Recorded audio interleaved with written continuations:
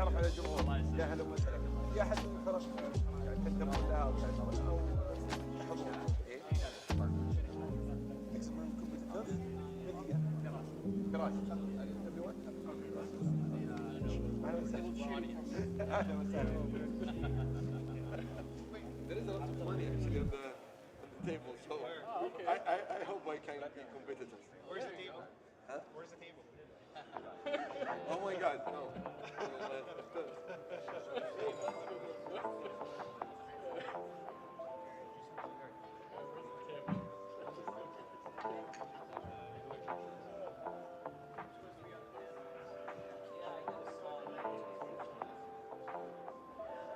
You gotta focus on what's real, man.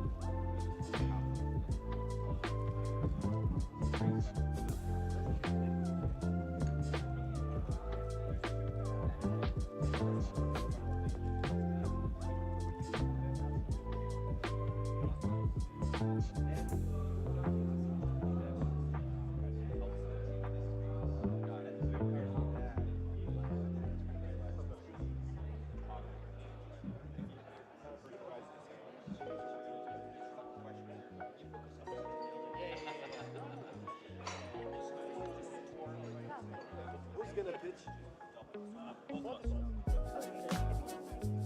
Yeah, of course.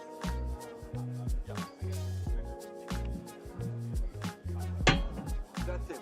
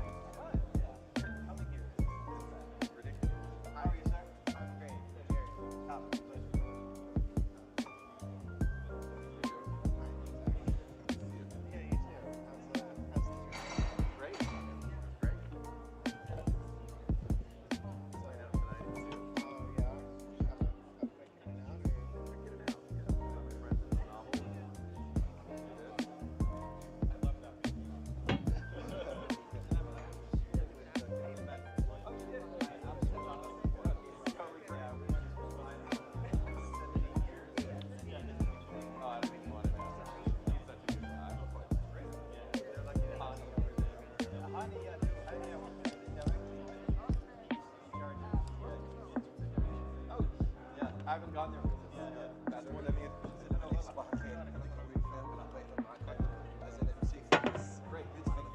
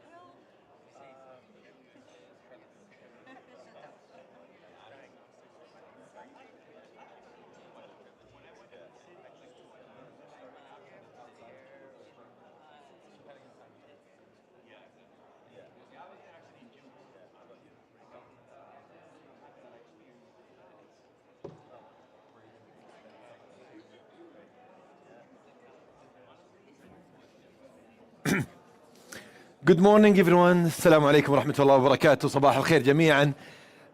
Please gather around us here at the Plaza. We have a beautiful competition, the Saudi Biotech Pitchfest by Hevolution. We have 10 pioneer entrepreneurship biotech startups. We will have fun, inshallah, here. We will see all the 10 companies, and we have to see all the questions from the judges. And please, before we call for the first company, we will welcome our judges, starting from His Royal Highness Prince Khalid bin Walid bin Talal Al Saud, founder and CEO of KBW Ventures.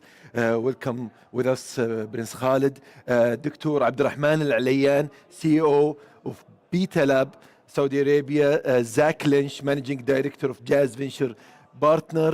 And Dr. Jared Rutledge, Venture Partner, Star Bloom Capital and Biomaker Lead. Amaranth, is that right? Sorry, Amaranth Foundation. And Dr. William Green, Chief Investment Officer, Hevolution Foundation. And Dr. Christopher Westphal, Co-founder and General Partner, Longwood Fund. So everyone's ready? Just give me big applause. Let's hear that. 7 minutes. 7 minutes for each team, for each company, then 3 minutes for the judges to judge. So let's start with the first company, Brain AI. Please join me on the stage. Big applause for Brain AI. The timing is starting now. Try to make it right. Thank you. Be happy with your company and your project. Thank you. Thank you. Assalamu alaikum. Good morning, everyone, and welcome. Today, I'm excited to share with you, to introduce to you our breakthrough approach to Brain AI that's open source, adaptive, and accessible to all. But before I start, I have a question in my mind. What's the connection between the languages and thoughts? So understanding the relationship is a key to decoding the brain complex and unlocking its potential. The brain is a living, as we know, is a living, ever-changing system. Its signals can be used, can be unstable and mixed with extra noise from the world around us, making them hard to understand. So these issues kept many PCI from being used as much as they could. So what's the purpose of technology if it doesn't reach the right hand? The current solution don't help everyone. People like stroke patients, older adults, researchers often have too few practical options. And we believe that technology could truly make difference in people's life.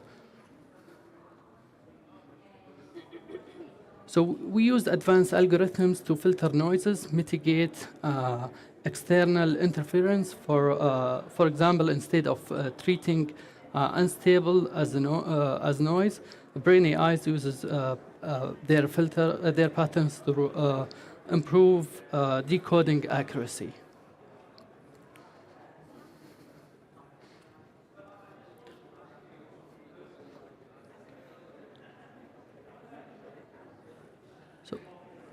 So open innovation means that everybody is free to use and distribute our work as long as the credit is given, and improvements are shared with the community. Engineers, researchers, and enthusiasts worldwide continuously enhance our algorithm, test ideas, ensuring that technology evolves rapidly and remains accessible.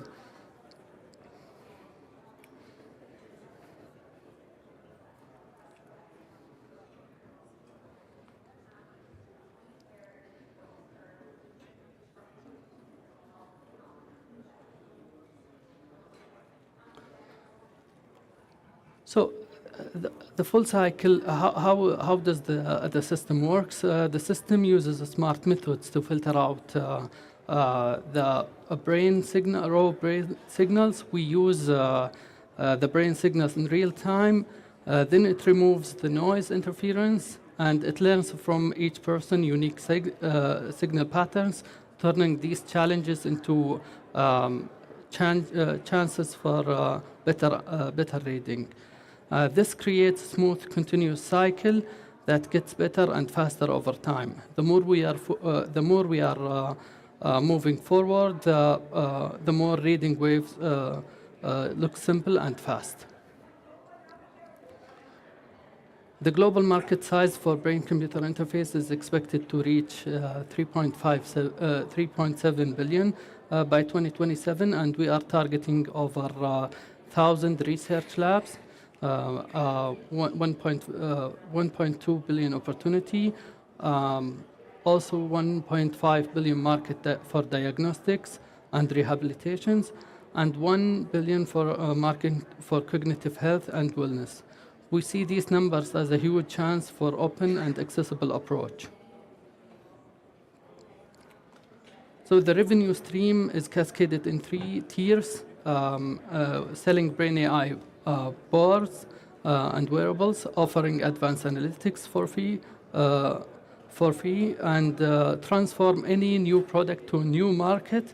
We must embrace collaboration over competition and partnership by integrating Brain AI into healthcare and research workflows. So although others like OpenBCI and Emotive exist in this space, we stand out with our unique large language model, smart system, smart methods, and low-cost approach. Our system is driven by community ideas and constant improvements, making it both accessible and innovative. So we aim to make a big difference by reaching over 500 labs and 1,000 hospitals and 10,000 consumers in the next 5 years, helping stroke patients to recover movements, supporting research and mental health and aging, and advancing the research in this region.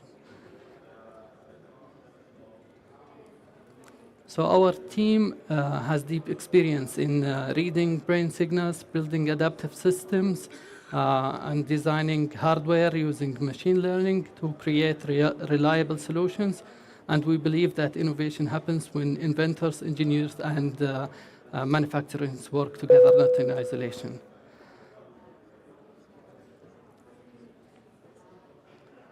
So this roadmap will drive us our growth and expand our impact. So backed by our granted patent, our breakthrough technology and challenges for unstable signals, outstanding noise, setting a solid foundation to change the field. Join us in shaping the future of artificial intelligence and neuroscience. Thank you. Thank you. Thank you, Faisal from Brain AI. Judges, your turn. Any question? You have the mics. Thank you, Doctor, for your presentation. I enjoy it. Quick question: are you at what stage of development? Is it in the idea stage, or do you have MVP? Or That's a very good question. We have the product here, and I may share it with you. It's in the final R&D stages. And how much capital have you raised to date? We didn't raise any capital today. This is all grant funded? Yes. And how much was the grant? Around 120K. Could you say a bit more about the underlying technology? What are you using to read brain signals here? So as you see here, we have the electrodes. It gathers signals, and it transforms into the cloud. So this is exactly how, or in a nutshell, how it works. So are you using transcranial magnetic or transcranial electrical? Electrical. Okay. Electrical, yeah. So this is just EEG, right? You're just collecting signals via EEG, wet and dry electrodes, or one or the other? This is EEG, yeah. In a nutshell, yes.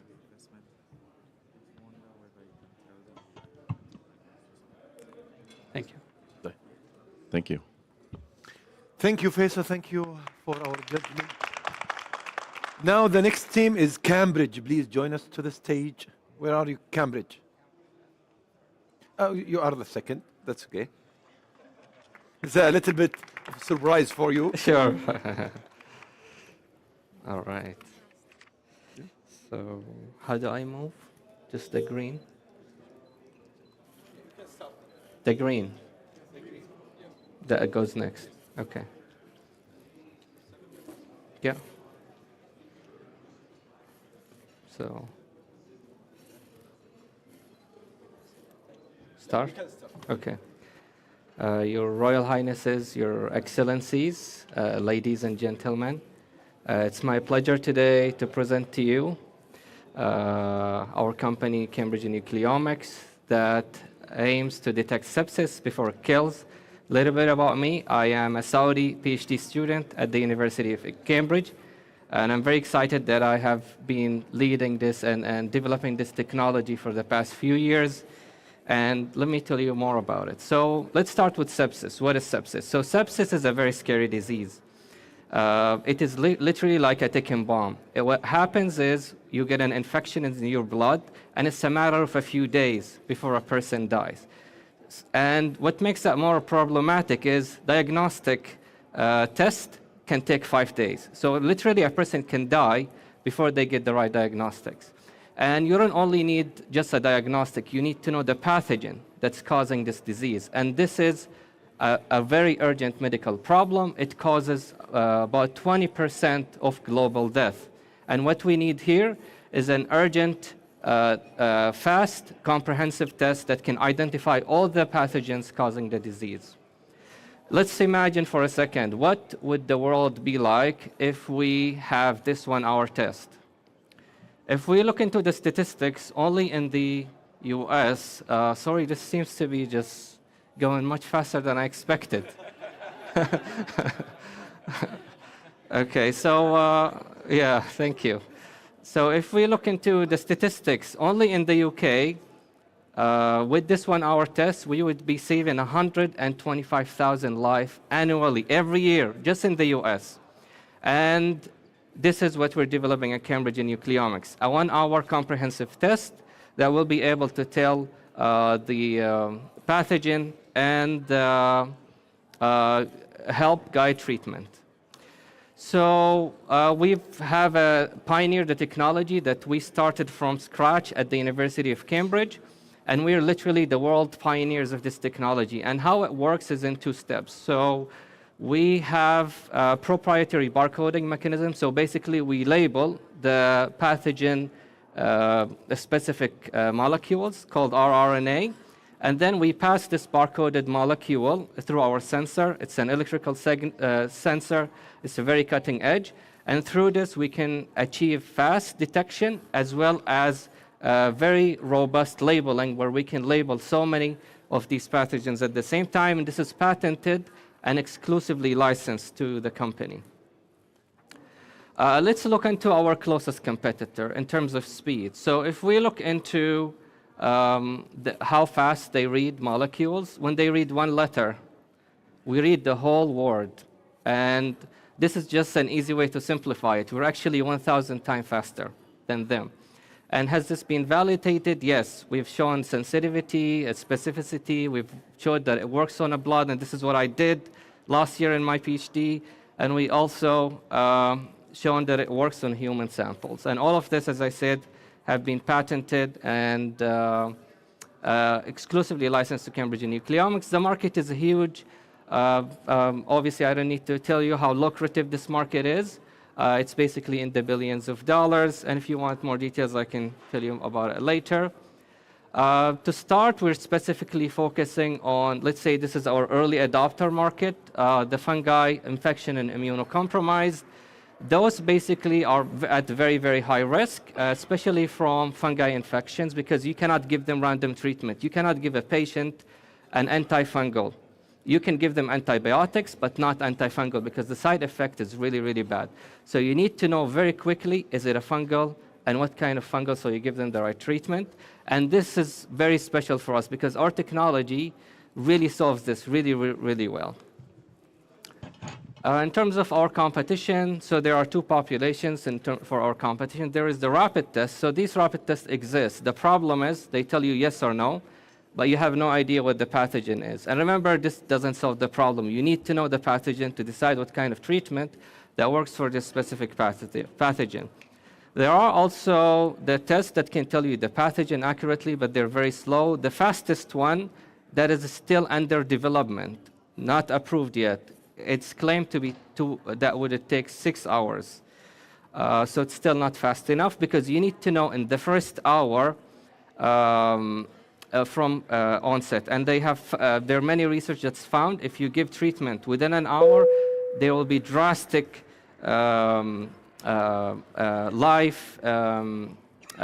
let's say preventing death, drastic improvement in preventing death. So where are we at? So this research is, as I said, pioneered, started from scratch at the University of Cambridge, led to many patents. 2 of them has been exclusively licensed globally to us. We've received funding from Berkeley Skydeck that help us test on blood and also test on bacteria and also get some revenue. We recently closed a 400K round in the UK that will help us test on more pathogens and also get more research revenue. Soon we're going to start raising our seed round, where we want to achieve 3 key value inflection points: test on a clinical sample, so real patient samples, achieve the 2 hours speed mark, and also be a comprehensive, so detect all the microorganisms. After this, we're going to do the fully automated device that will achieve the 1-hour test, which we want to go into the 510K route for an FDA approval, hopefully by 2030. We get into market. Are there exit opportunities? There are many, but specifically we're looking into licensing out or trades, direct sellout. Specifically in the near future, we have Oxford Nanopore, who already wanted to license those 2 patents from our lab. So they're already interested, and they already licensed the patent from us in the past, so they're super interested in what we do. And this can be an early exit opportunity, although we want to reach to a later stage where we can get much better exits. So our team is literally the world pioneer and the creator of this technology, and we have extensive expertise in our team that can make this startup a success. And we have a great list of advisors, specifically John West, who was the CEO of Selexa. Thank you so much. Big applause for Muhammad. You did amazing. swear I to didn't God. have 7. I don't 7 think I minutes. have. 10 You take it all. We started from 10, then we take it to 7. So the time is good. You're good. The judges will start their 3 minutes now. Okay, thank you. Quick question about the actual product. Yeah. So you've talked about using RNA and a proprietary barcode. How is this done in an hour? Is it a rapid diagnostic test on a strip, or? So this is not done in an hour yet. We have achieved 5 hours, but everything is manually at this stage. Literally, I go and pipette things in the lab, and I do things with hand.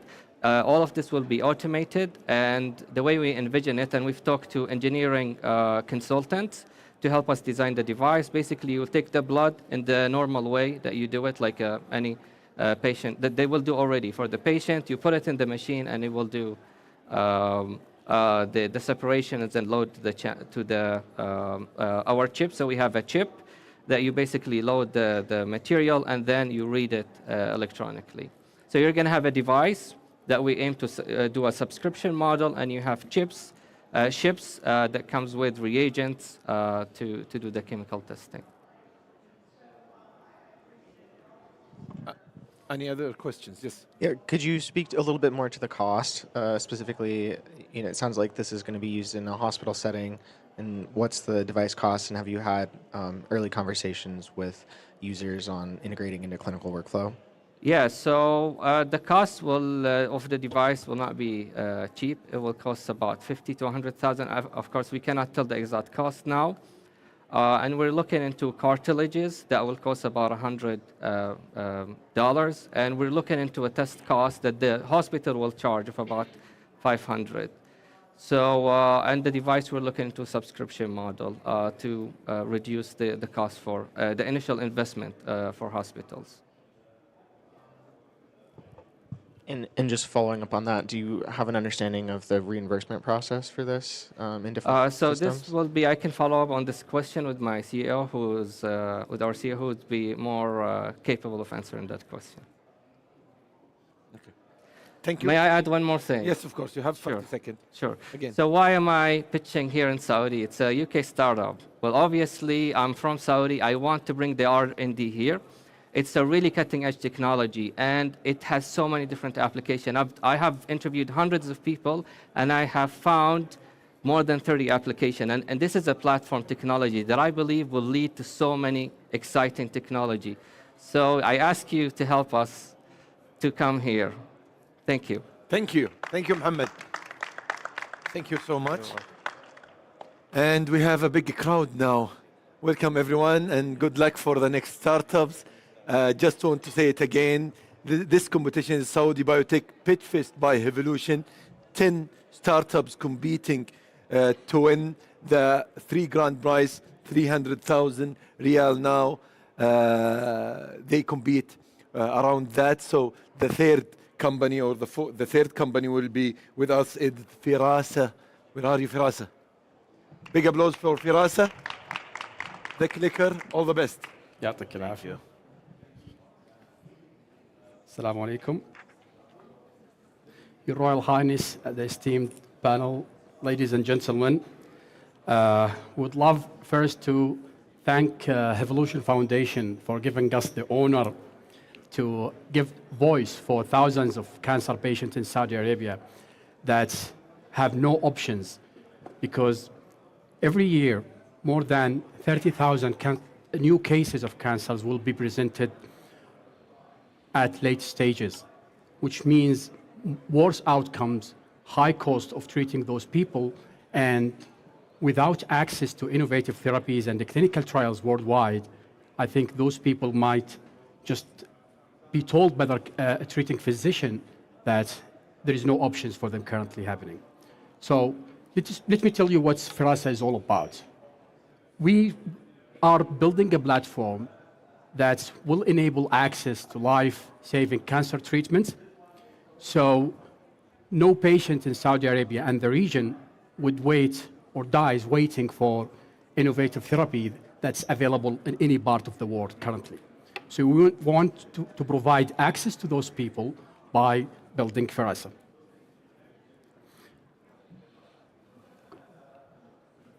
So let me just please give you some hard truth here happening in Saudi Arabia.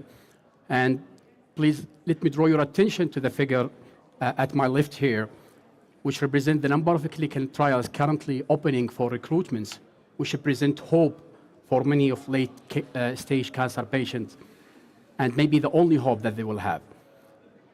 There is 13,000 opportunities or 13,000 options or hope for cancer patients. And what you can see in Saudi Arabia, that's hope or lifeline is almost non-existent. Clinical trials for cancer patients is not merely a research project. They actually, maybe the only hope they have as a treatment. No? All right, so what we are proposing is to streamline the journey of cancer patients from testing through matching to advanced treatments, targeted biological treatments that match their treatments, or clinical trials, whether it's available here in Saudi Arabia or anywhere in the world. Also, if we couldn't bring the clinical trials itself or initiate it, especially at the early years or early time of this program, we would expect to bring the treatment itself that's under investigation worldwide through special access program by partnership with the Saudi FDA. We will have in the middle here, which we own this process, is the AI-powered virtual molecular tumor board, which is we just shake hands with the Saha virtual hospitals that this virtual molecular board will be hosted within their premises. So it will be powered by AI models, and they will validate any recommendations that came out of this algorithms, because currently there is no AI models that's been trained on Saudi genetic or Saudi specific genetic data. And we would expect this process to be continuous, especially for the first couple of years. And so this is why we need the oncologist expert to give us the validation of these for the report from comprehensive genomic profilings to provide it for the treating oncologist. What we are trying to solve here with this recommendation is usually the reports that came directly from genetic labs is not understood by most of treating oncologists, and usually it's a lot of information that the treating oncologist cannot do anything about it. And if the treatment itself or the clinical trials program is not available in Saudi Arabia, there is no point of testing any patient at all. I think it's maybe unethical to do that. So we are not going to do all of these ecosystem approach. We actually going to do it through a partnership model where we actually, with a breakneck speed, over the last couple of weeks, we engaged and activated many of the essential stakeholders within Saudi Arabia, and we get a lot of positive feedback and willingness to participate in this, especially from Saudi FDA and the treating oncologists, where they said they have no options but to tell the patient, we cannot do anything for you unless this patient maybe travel to Western countries to join clinical trial programs. Okay, great.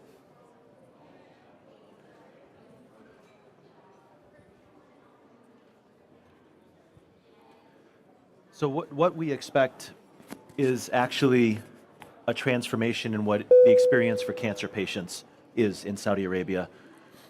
At least a doubling of the survival. That's across different tumor types, where an approach like this has already been validated. It's a higher quality life. It's not just about the amount of time. You're moving from things like chemotherapy that I think everybody understands are really toxic, old medicines, to the most advanced medicines that are available anywhere in the world. That's what we're going to bring in to the kingdom. There are really large health economic benefits that you can see on the right-hand side. Over $2 billion in value creation in the first 5 years of being operational.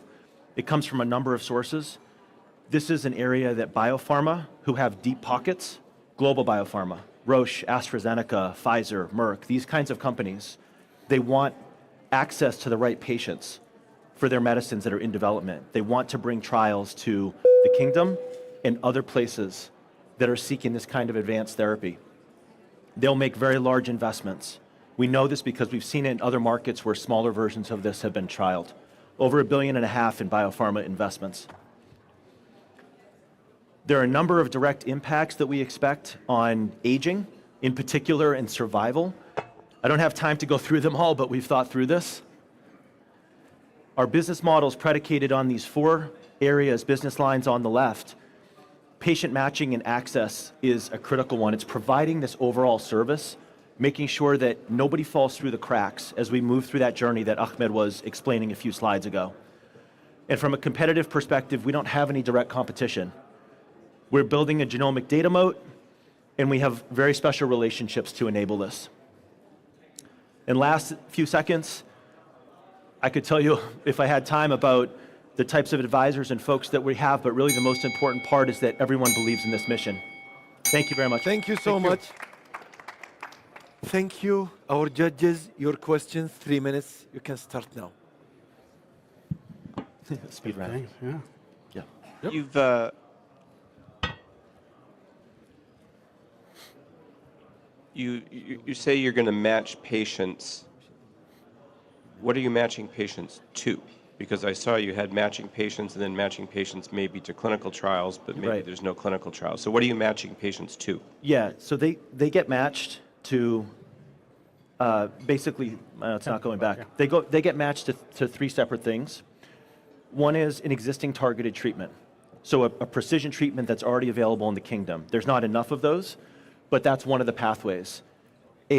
Another match is to a trial, to a clinical trial for their specific type of mutations that are expressed in their genomics. And then it's one of those 2 options, essentially. Yeah. And what are the regulatory issues that you might face trying to get people engaged and enrolled in a foreign trial? Yeah, most likely we spoke with the Saudi FDA. They are more welcoming on supporting the expediting approval of such clinical trials. And just currently, any trials that's currently registered with the clinicaltrials.gov or under the supervision of US FDA, that will be expedited here in Saudi Arabia. So I think the appetite of regulator here is actually to actualize and support the ecosystem. Yeah. And when you say expedite, how long? 3 weeks, 3 months? Yeah, a couple of weeks is what we expect. Yeah. And the special access program that's noted here, that is a program that already exists within Saudi. So we don't need to develop that. The SFDA already has that program. Yeah. Okay. Any other questions? Yes, please. How can you speak a bit more about the Saudi-specific genotyping, like how important that is? I'm wondering how much is known about this. Yeah. How differentiated that is for cancer treatment. Yep. Like a couple of years ago, or maybe 5 years ago, launched the Saudi Human Genome Programs. So many data just came out of this program currently in Saudi Arabia, and we have seen some of the reports that say at least 10% of the genomic mutations or genetic mutations within the Saudi population are actually never registered within the global libraries or reference libraries. And most of them are actually pathological, so we would expect that would have implications on what type of treatments that would work for Saudi patients as well. Many of the targeted therapy as well, yes, you could target to single gene mutations, but there's other mutations happening at the same time for this patients that may put this patient at high risk of resistance or increase their side effect profiles, and no one exactly know what the picture looks like for the Saudi people. So once we understand this, the future we could stratify or patients based on risk as well as matching. So much. Sorry for the. It's okay. For the time is finishing now. Thank you so much. Thank you. A little reminder for our judges: we skipped the first one, Black Seed. So make sure you're judging the right sequence. Sorry for that. So the next startup will be Generation Health. Where are you? The stage is yours. Assalamu alaikum, Your Royal Highness, ladies and gentlemen. It is my great pleasure to present to you Generation Health. I think Dr. Shaman will chase me after this. Maybe we will be a collaborator. I'm a geneticist, innovation consultant. We take care of human being from infancy till elderly. What we actually do, we created a platform where we interact in real time with patient, person who's willing to check their future predisposition to diseases, people who's interested on knowing their fitness for sport medicine, and for people who's looking into their longevity and lifestyle, how to improve their lifestyle, providing a group of experts in genetic counseling, and helping individual who's willing to produce to family plan, especially if they do have diseases. Knowing that in our population we have consanguineous marriages where we have a high predisposition to rare diseases. So the problem is a lot of people with uncertainty of developing risk, or sometimes they have ambiguous symptoms. So we are taking care of diagnostic, prevention, and also research. Providing solutions and referrals to hospitals or appropriate labs to do the testing. So what we provide is a clinic covering different aspects, precision medicine, as I mentioned, sport and longevity, and giving interpretation by creating a score system. So you put your data, and then we will give you the risk that you will provide, and if you fit for genetic testing or not. Then after that, you will be one-on-one with a genetic counselor who will give you advice and tell you what you need to do next.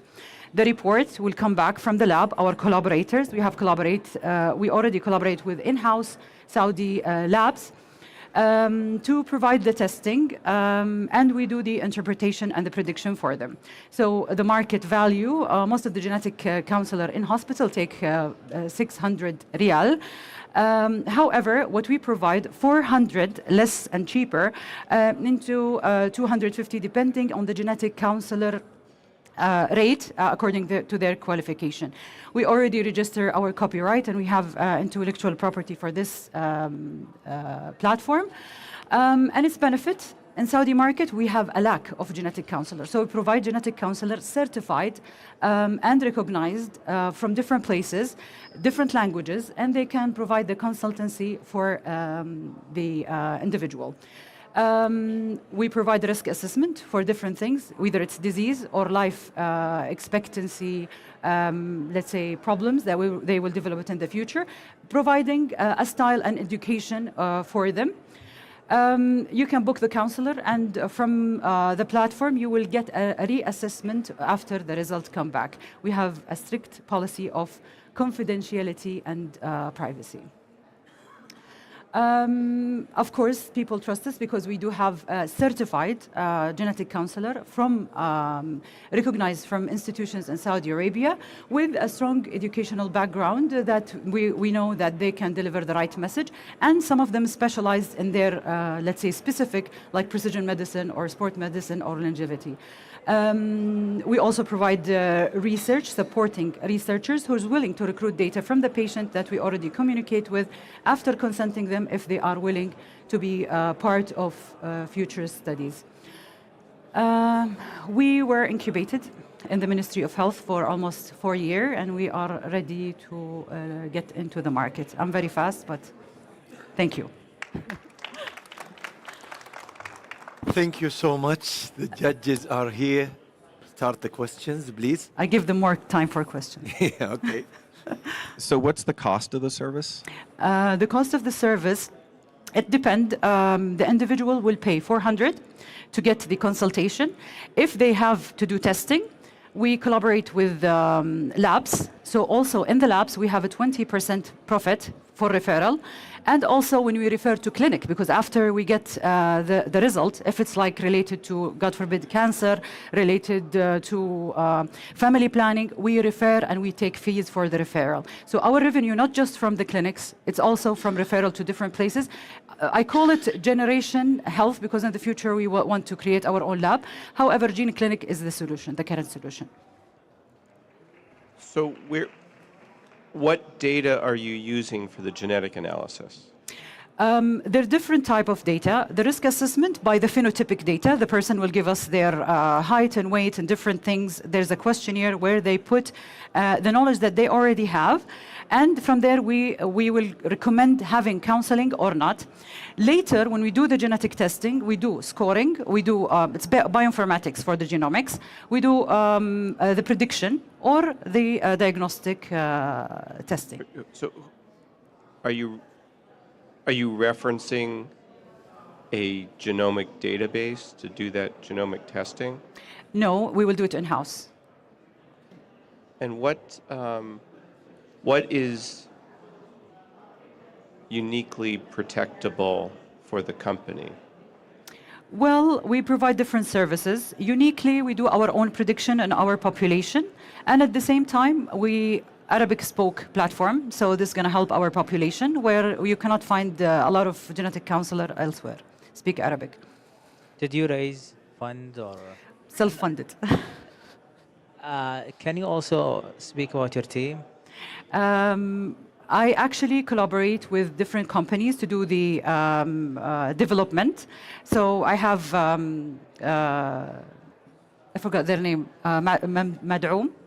And it's just like they are doing a service for us. So we pay them to do the platform. Thank you for our judges. Thank you so much. You have like 3 minutes. If you want to say hi for anyone. The next company will be Heaven Scientific. Where are they? Big applause for them. 7 minutes and 3 minutes for the judges. You can start now.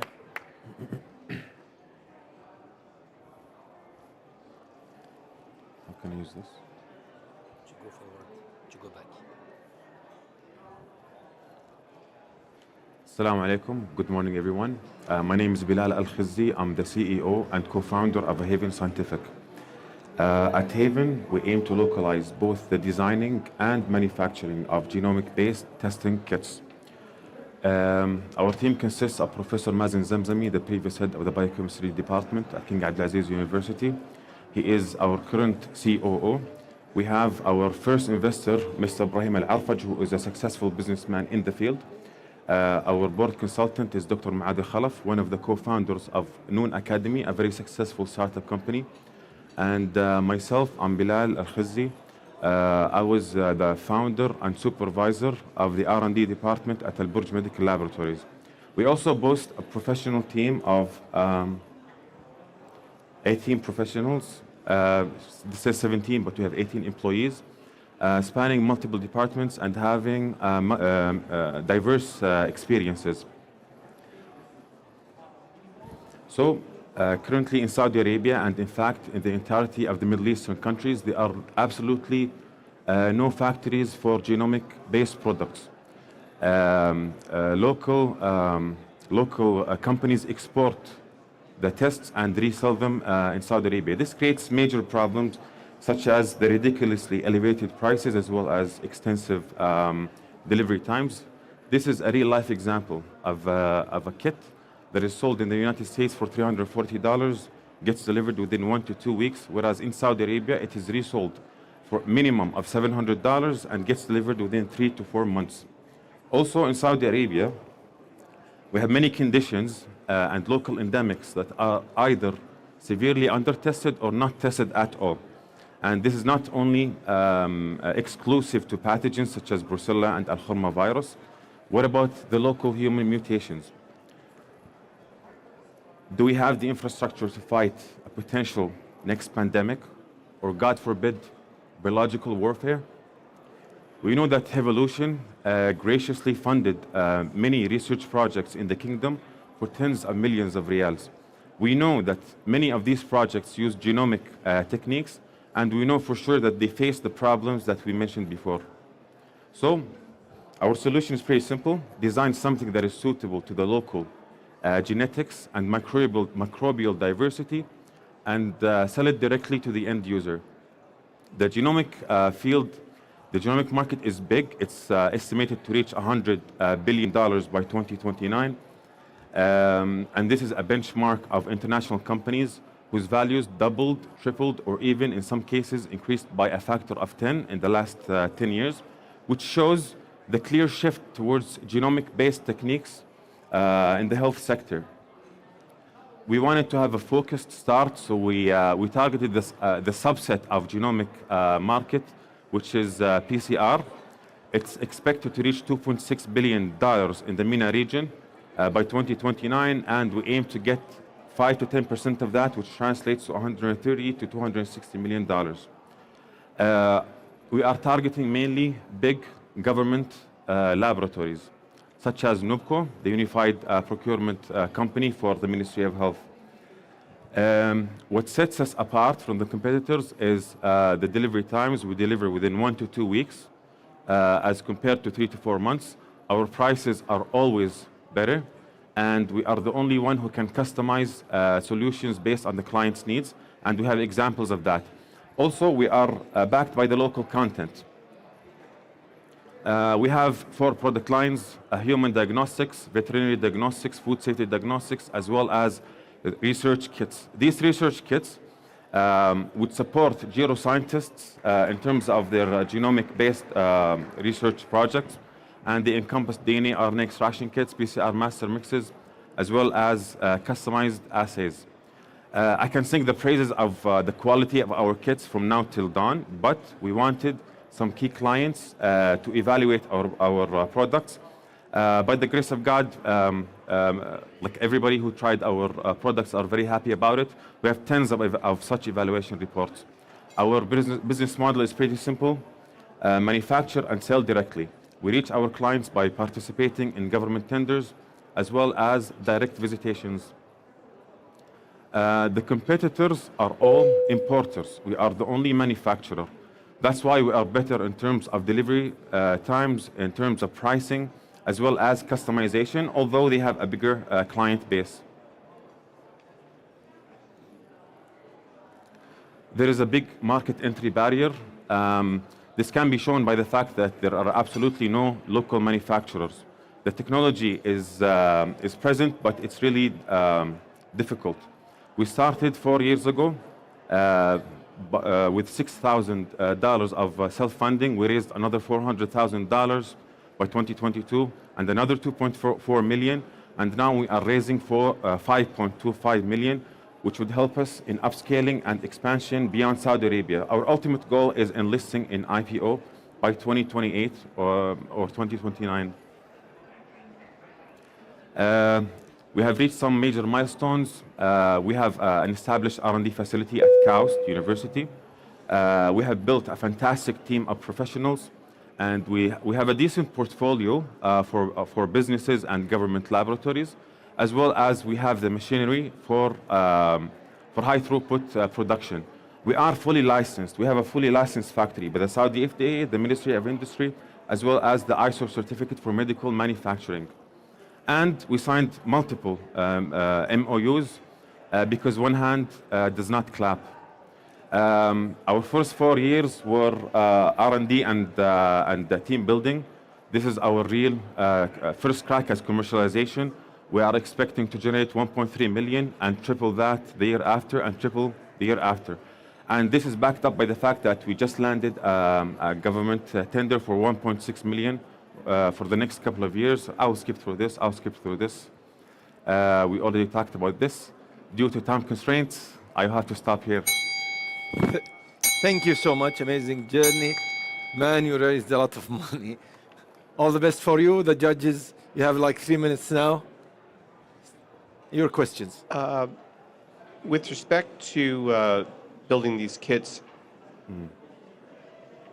the manufacturers that you talked about importing from, don't they have proprietary data and proprietary methods? Are you going to be licensing those methods from them or copying them? We're not licensing. We are actually innovating our products within this genomic field. Actually, all of our kits are designed by us. They are products of our R&D department, and it's not protected because, like all of the foreign manufacturers, you know, like they don't actually release their IPs. So everything that we do, we designed by ourselves. What are your projected profit margins on these?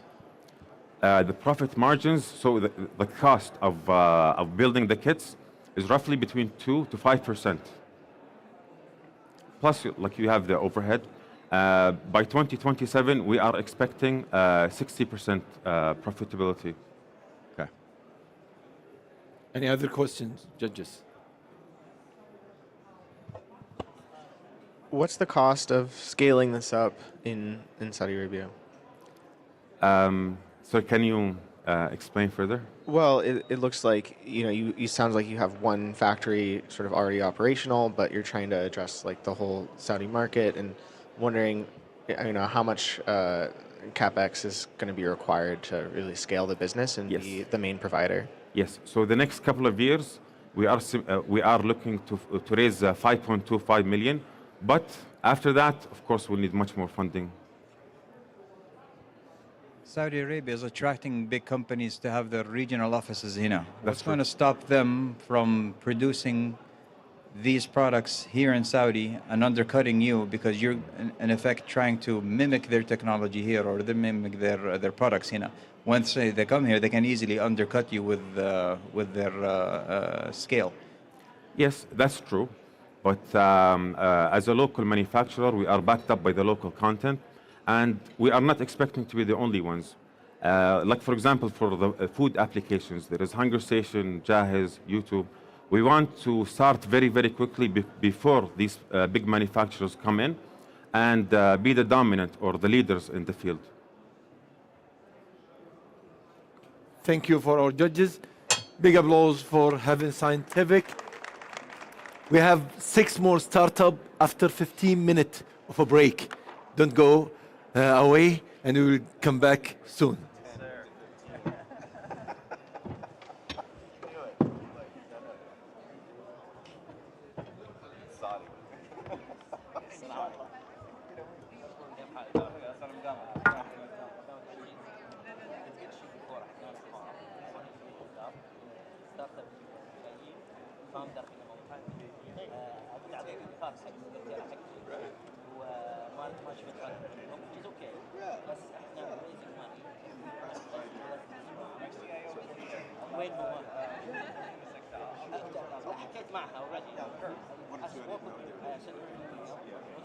I'm not asking anything.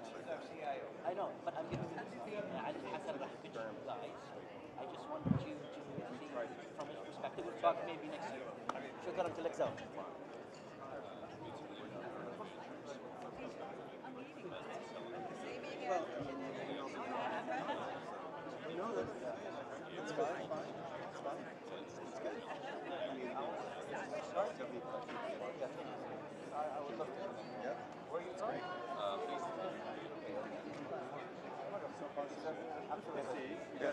The only one so far.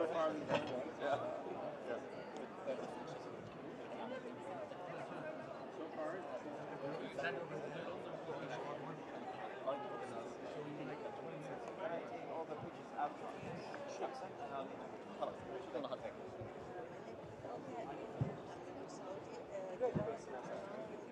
We are based in SF, yeah. What about yourself? Oh yeah, you need the chip back. Yeah, get the chip back. Yeah. Yeah, we're SF as well. هلا حبيب قلبي.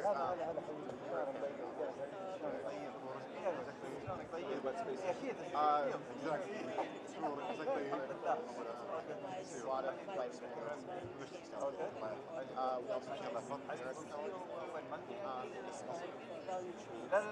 those match pretty well with some of our so yeah, no, always expand our talent, but we don't have like super aggressive sourcing. What are your general just in the stage, we've done a lot of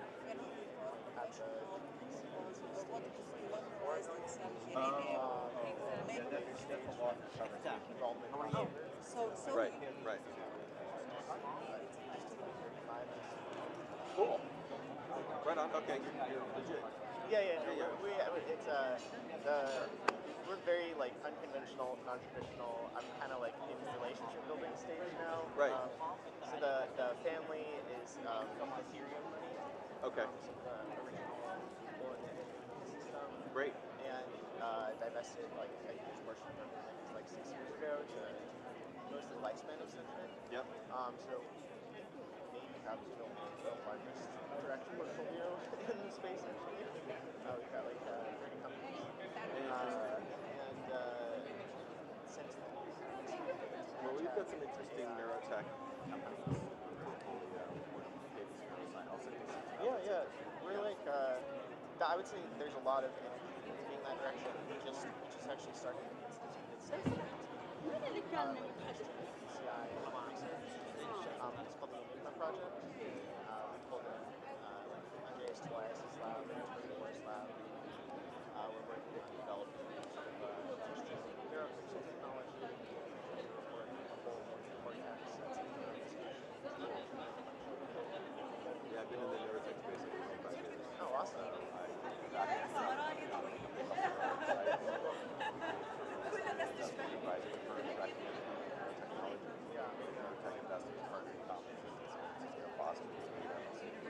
That led me to write a book called The Neuro Revolution. 50 years ago, and how this stuff is going to impact society. That then eventually led into Jasmine Department's up-leveled human performance. It's like your brain is consciously that. So one of my partners is a neurosurgeon.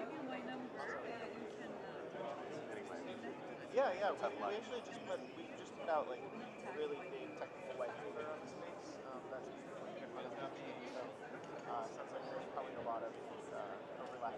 Yeah, I know other folks who have been investing in the space as well for a while. Yeah, we've been like I said, pretty unconventional and like actually we're just going to do our own thing. Yeah. And I think. Do you know Amy Cruz? I don't know. Okay. She was at DARPA neurotech space for a long time. Part of the fund focused on neurotech. She just has a great sense of what's legit. Yeah, we haven't made a ton of investments in this space yet, mostly because it's hard. Feeling like the technology and the data isn't quite there. So right. Which is part of why we're having this big project that we're incubating at Stanford now. But yeah.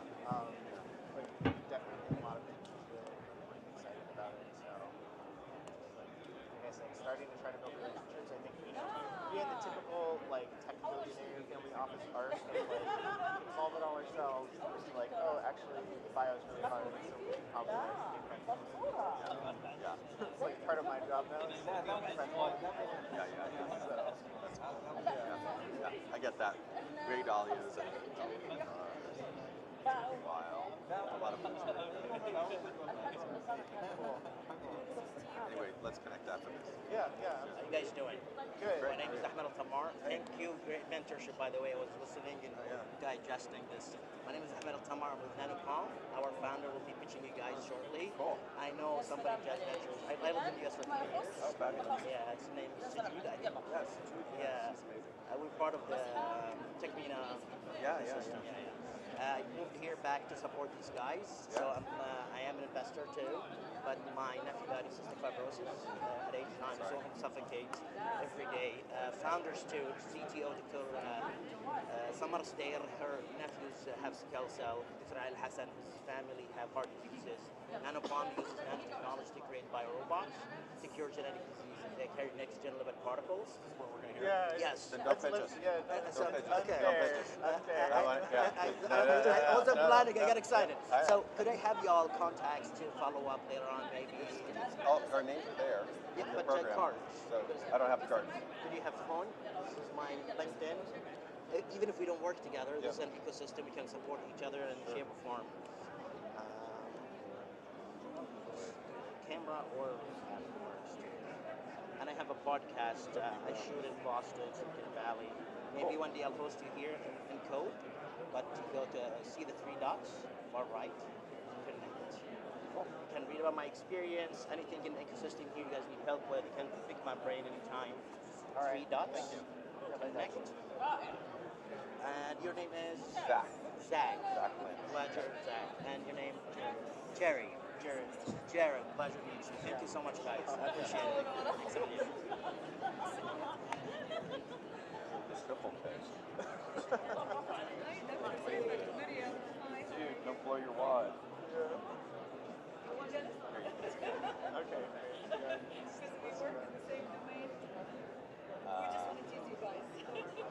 Yeah, and obviously I'm just a lot of Healthspan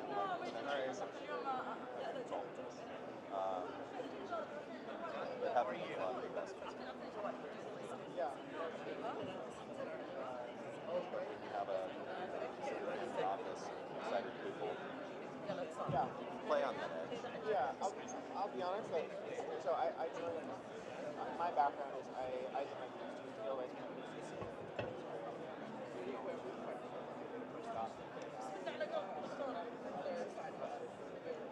almost a year.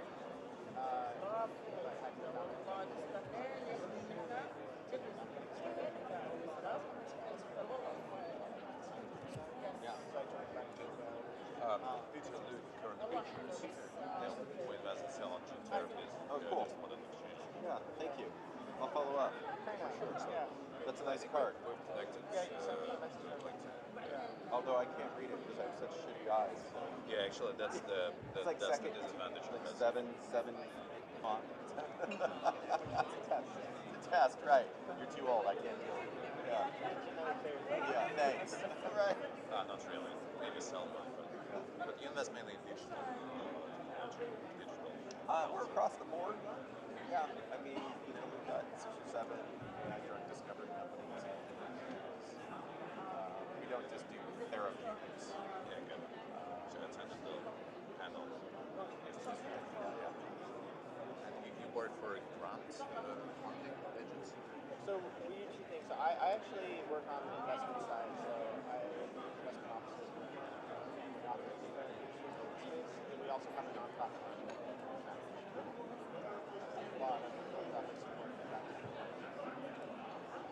What was speech-wise, modality-wise? Across the whole ecosystem. So we have tools, diagnostics, therapeutics, medical devices, investments. And on the philanthropic side, we're only interested in hardcore life extension, basically. So we're giving grants to people who are trying to be serious about that stuff. Ryan Johnson. Yeah, I guess. Like, Brian Johnson with a much more technical team is like, what are the actual technology trees that can get us to serious life extension?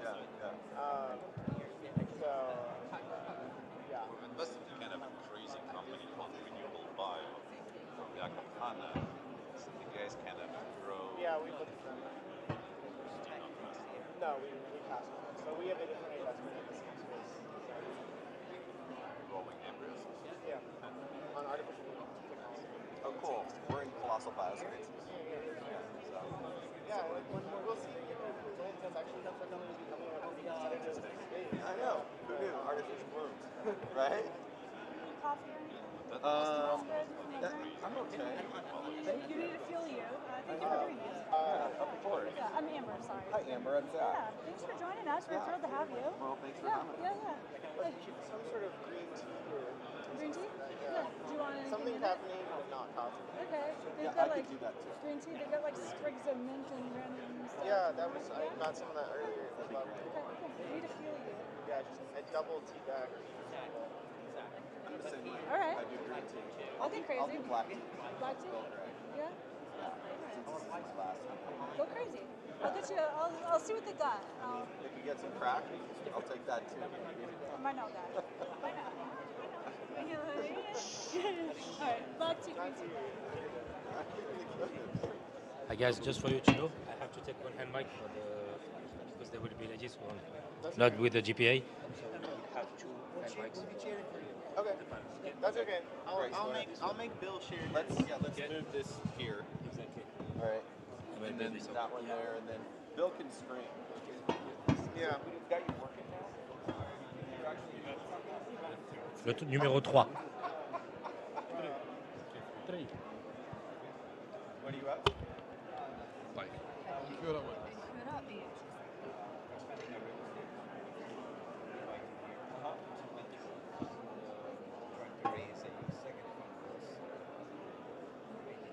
Okay, what's the focus? The Focus on technology, some AI, not too much obviously. Trying to focus on technology, SaaS, healthcare, and cyber. In region or U.S. or where? We're working on raising about 200 to 300 million, mainly focused on 30% here deployment, and the majority international. We don't think the market is big enough here for such a big. I don't think so. Yeah. So we're trying to get companies to come into Saudi, have some sort of presence, manufacturing, research centers, just to transfer know-how and then expose local companies internationally because they need investment. Right. I like that approach. Well, I've got some ideas for you. Yeah. So I don't know. And I have this. Yeah.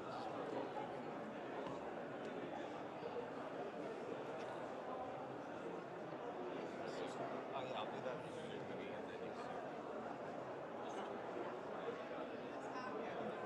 Yeah. We've got about $1 billion under management, about 50 companies. Everything from like Aura, health and productivity is covered, so human performance, but that includes a lot of SaaS companies, a lot of consumer-oriented companies, and some more on the harder core AI drug discovery. But there's a couple of those that Ladies and gentlemen, 1 minute and we will start again. interesting stuff. Are you looking at biotech for the next one as well? Oh yeah, 100%. Yeah, I tried. I had to elbow my way. Biotech. My first one was balance sheet money, and we wanted to expand it more, but we were heavy. We did some in tech, some in diagnostics. Yeah. 100%. Yeah. I saw some of the food tech investments that are really cool. Yeah. Do you mind if we? Yeah, absolutely. You have the here. I can scan that contact card you have. I need to get one of these. These are smart. They're great. Makes life so much easier. Oh, because now it's got your link tree. Yeah, well, it just like automates the whole process kind of. Right. The contact exchange. Right. And you don't have it yet? No, but I learned about it at, I don't know, some other conference I was at this earlier this year. Everyone's getting these little cards that are not the LinkedIn ones, but like Right. your digital card. Yeah, I just want the ability to wink. And now you have my data. If I wink at you, you've got my data, okay? If I sneeze? Oh, what?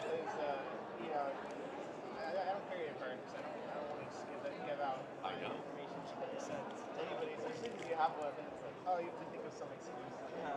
Well, you should have two of those. You should have two of those, right? And one is your blue one and one is your red one. You should do this.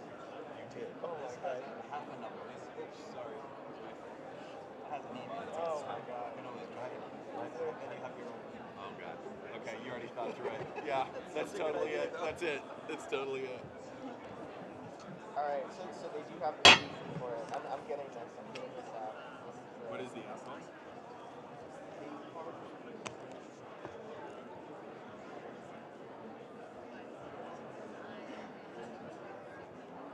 You gonna text it to me?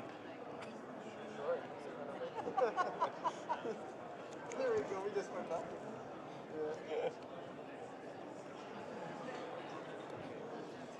All right. Oh man. Yeah, the secret to good tea is definitely extra tea bags, not steeping for long. Right. Like, people don't understand tea in the modern day. I feel like. I love tea. Me too. I love tea. But I can drink tea all day long, but coffee, send me on a roller coaster. I know, especially the Saudi coffee here. I tried a little bit and I was like, whoa. It's roasted less, but the caffeine is a lot really more. strong. Yeah.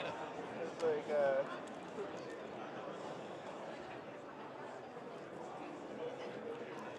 All right, let's get these companies going.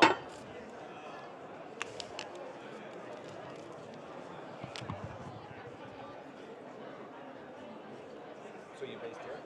I'm based here in Dubai. In Dubai? I have an office in DC. Yeah, and a rep office in Okay. It used to be San Francisco, but our guy said he needs to be. You're like, all right. Too many gunshots. Okay. Right on. Yeah. I hear that. Yeah. I know, I just moved to Sonoma. Sonoma. Vineyard. San Francisco holds a really close place in my heart. I was born in Stanford. Yeah. And I spent so much time over there. My dad went to college there. Yeah. I absolutely love it. I love it. I grew up in Cupertino in the South. Oh, you did? Yeah. Menlo. Yeah. All right. I went to Monte Vista. Oh, really? That's what Zach said. You stole your mind. I want to go back there a lot. If I go there, I'd love to stay there for at least 2 or 3 weeks so I can just recover there and then come back. Right. Short trips, don't worry. No. And it's fee hunting. So one more to the next. Oh, we have one more, Amber? Yeah, yeah. All right. They were left out. They'll Good. present it next. Thank you. Okay, ladies and gentlemen, we're back again. We already seen 5 startups. We will continue. We will see 6 startups now. 7 minutes for each. 3 minutes for the judges to ask. They're competing in this competition, the Saudi Biotech Pitchfest by Hevolution. The first winner will have 1,000 riyal. The second winner will have 50,000 riyal. And the 2 winners will have the opportunities to pitch for KBW Ventures for strategic investments. Let's proceed. And the next company will be Incura. Incura, let's see you on the stage.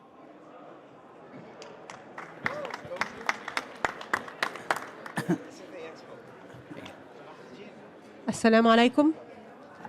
It's a pleasure to be here with you today presenting Incura. I'm Wissam Sarhan, co-founder and co-CEO of Incura, and Musa Salam. Yeah, I'm Musa Salam, the other co-founder of Incura. Okay, yeah. Oh. So Incura. Okay, so Incura stands for Innovative Cure for All. Basically, we are an IP medical device company. And before illustrating what we do, let's start with the problem. And the problem starts globally, actually, where some of the medical devices haven't been touched with innovation for decades. In the MENA region, the problem is far more problematic, where we have not a single innovation, IP, medical device coming out of the region. Not only that, more than 90% of our medical devices are imported and thus expensive and of limited availability.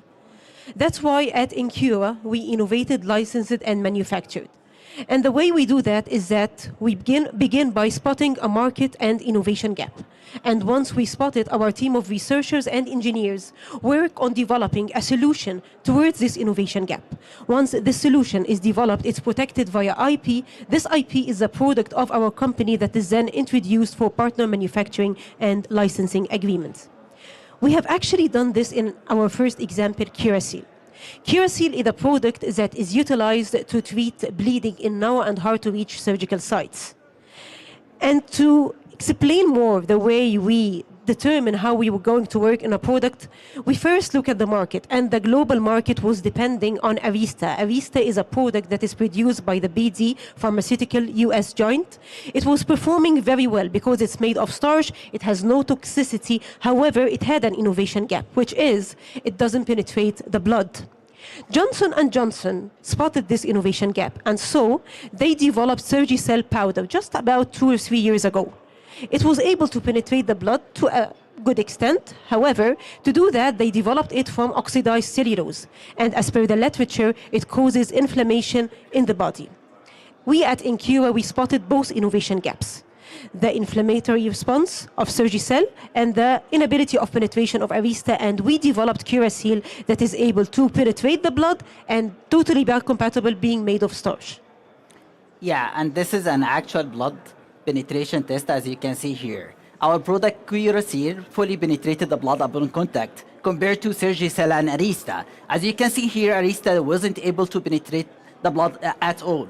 Surgicel was partially capable of penetrating the blood. And why that? Because this is the hot topic globally. This is laparoscopic surgery that we are speaking about. And the world right now is going to it for the minimally invasive surgeries.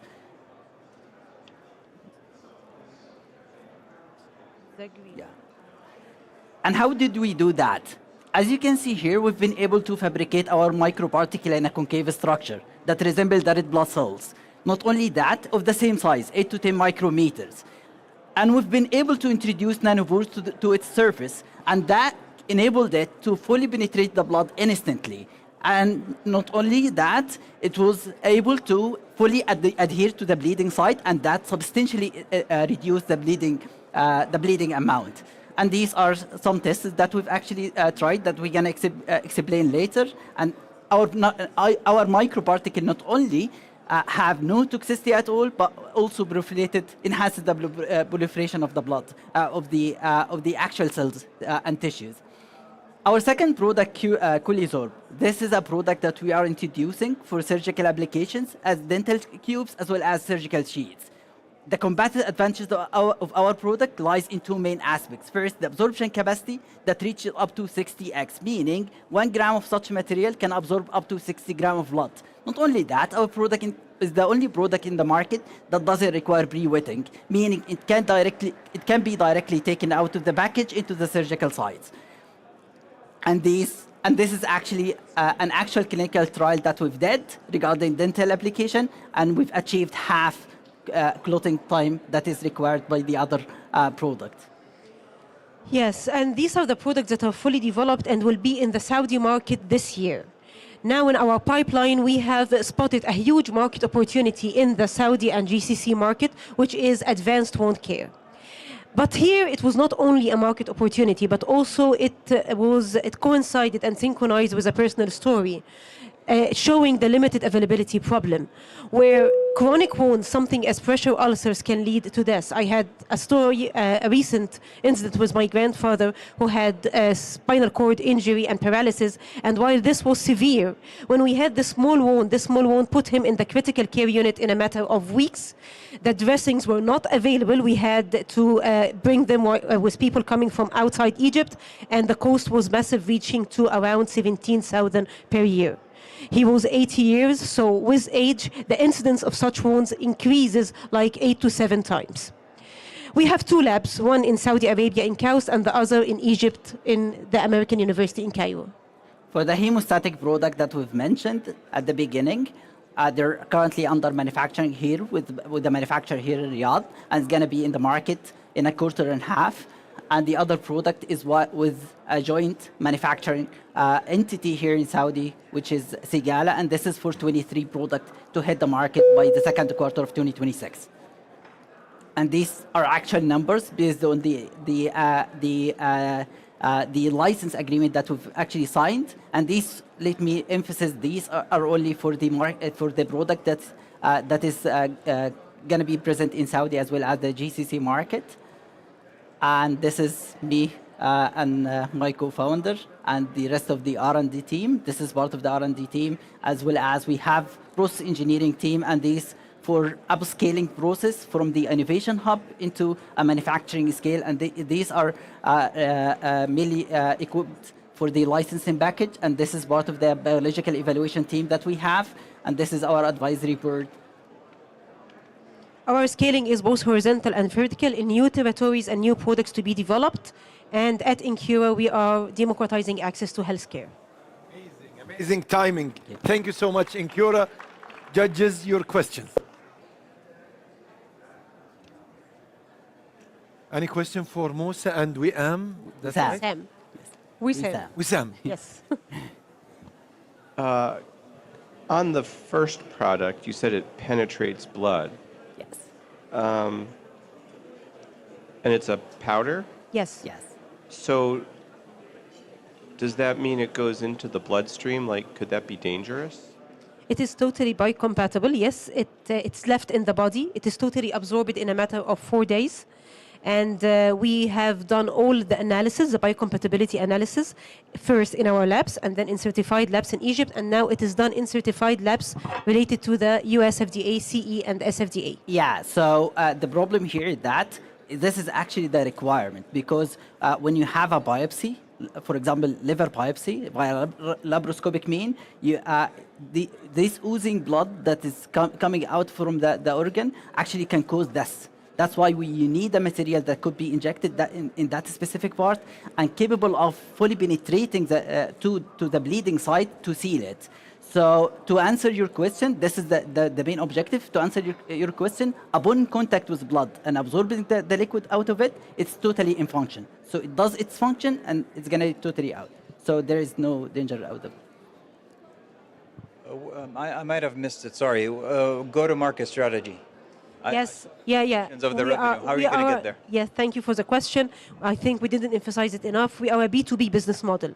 The products are the IPs that we develop, and then we give these IPs to manufacturers and distributors for licensing and partner manufacturing. For the 2 hemostatic lines, we have already signed with Voya Pharmaceuticals in Riyadh for manufacturing the lines, and also with MPS Bashir Shikib for the distribution of the products coming out of the lines. And these lines shall be in the Saudi market, inshallah, within 2 quarters. As for the new line of 23 products under the advanced wound care category, it is signed with Sigala in Jeddah for the 23 products to be introduced by the end of 2026, inshallah. Yes. We have closed our seed round of investment from around 6 months on 1.2 million, and we expect to begin our next round once we have our 2 first products, the hemostatics, in the market by the end of this year, inshallah. What valuation? What valuation? I'll leave this question to The second round, the first round. the first round, yeah. Yeah, so it is 9 post money. 9 million post money. 9 million. Yeah.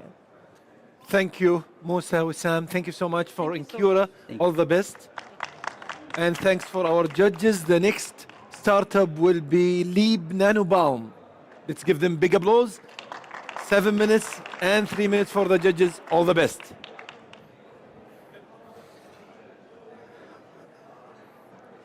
Assalamu alaikum. Gene therapies are accessible to the few. Why not the many? Our vision is clear, is quite simple. We want to make gene therapies accessible to the many. Me and my co-founder share the same pain. Both of our relatives are sick of genetic diseases, ranging from intellectual disabilities to sickle cell therapy. And not only us, we have 300 million around the globe suffering from genetic diseases of 10,000 different genetic diseases. To our surprise, over than 1,000 of those genetic diseases are significant in Saudi Arabia. Identifying one cure is not only good for humanity, but it's a multi-million-dollar business opportunity. If we look at the problem for current approved gene therapies, you will see it terrible patient experience. Cells collected from patients here in Riyadh, shipped to the US, and in a petri dish, gene modifications happens. So the treatment is actually in the lab, not on the patient. And then once the cells are modified, shipped back to Saudi Arabia, patients will have to go undergo transplantation, stem cell transplantation. That's a problematic medical procedure, includes chemotherapy. But that's not all. They have to wait for up to 1 year for the treatment. They have to pay $2.2 million. What we offer is to cut this long and supply chain, an expensive supply chain. We have nanomaterials that can do the same therapy but inside the body. A patient in half a day will get IV drip for half a day in an outpatient clinic and leave. Those will be accessible to more patients because they are 5 times cheaper than the current gene therapy. What will happen after injection, those are just injectable, our lipid nanoparticles will target specific organs and specific cells, bind to them, snip the DNA, repair the mutation. How we did that, we, in our dear technical partner, CAXT, there is a machine advanced nanotechnology used for electronics, chips used for TV and screens. We saw an opportunity and we transformed that machine to create gene therapies. What you see in the middle is a 2 by 2 centimeter chip that can print out 7 million different nanoparticles or the same nanoparticles. And then we transform them into an emulsion form, so we load up our modality, mRNA, short RNA, plasmid DNA, you name it. And this becomes one dose for one patient. We repeated this a lot. We created 800,000 different nanomaterials, and we used them to train AI model. The AI model now can predict the disease of choice and the cure of choice. And in 2 months, you can discover a new lead, because the AI model can read images from microscopic images, from microscopic data, and also experimental parameters. And what you got is highly stable structures, safe and targeted. We interviewed so many experts, locally and internationally. Some of them are executives from business side, and some of them are executives from the science side. They are excited. They like what we do. And to keep the momentum, we carried out a pilot study at at the hospital, King Faisal Specialist Hospital, in our backyard. The challenge is, can you identify and discover a material that can target lung? In 2 months, we run the algorithm, we manufacture the material, and basically it's AI-led manufacturing, and boom, we saw in animal study lung targeting way higher than liver. Everyone is annoyed by liver. We figured this out. Our pipeline include 3 cures for 3 genetic diseases in Saudi Arabia. Cure for sickle cell disease, now it's in a clinical trial phase 1. Cure for retinitis pigmentosa, a genetic disease that causes blindness, and we want to soft land it to the US. Now we are preparing IND to obtain a US license. And the last one is still early, just discovered a cure for familial hypercholesterolemia, main cause of heart attacks. We have 150,000 Saudis suffering from this disease. We're raising $9.5 million, and we're gonna spend it mostly on R&D. This is deep tech and clinical development. And mostly we're gonna spend it on obtaining US IND. The work is supported by a totally committed team. We're happy that Charles Merkin is in our board. He is the top nanoscientist in the world, and also supported by a local visionary leader of NEOM, Mahmoud Yamani. We are also supported by the government. We have the infrastructure covered, we have the clinical trial sites covered, and we have the non-dilutive zero equity funding of $2 million from the Ministry of Communication and IT. I recently graduated from NEOM, from their incubation, where they polished our commercial backbone. With that, I want to end it here. I hope you can join us to remove suffering from the world, one genetic disease at a time. Thank you so much. Judges. Sorry, real quick. The funds from the ministry, explain that. The investor. Yeah, so they have non-dilutive, what does that mean? grants. They have a great program called Next Era, part of the NTDP program within the Ministry of Communication. Each grant is 3 million Saudi riyal, that's about 800K US dollar. We awarded the first cohort. They liked what we do. They gave us another round and a third round. zero equity. One question about what the nanoparticles do. So are these nanoparticles to replace lipid nanoparticles or adenoviral vectors for delivery of genetic cures? True. So they are non-viral. Viral vectors are out of the equation. They are next generation of lipid nanoparticles. So hopefully they fix problems with lipid nanoparticles like stability, right? So those are highly stable supramolecular structures and self-targeting, of course. Did you raise outside of Can you fund? please? We are raising now. Still did not raise much money. We started raising money in October, yeah, but not yet. We did not close yet.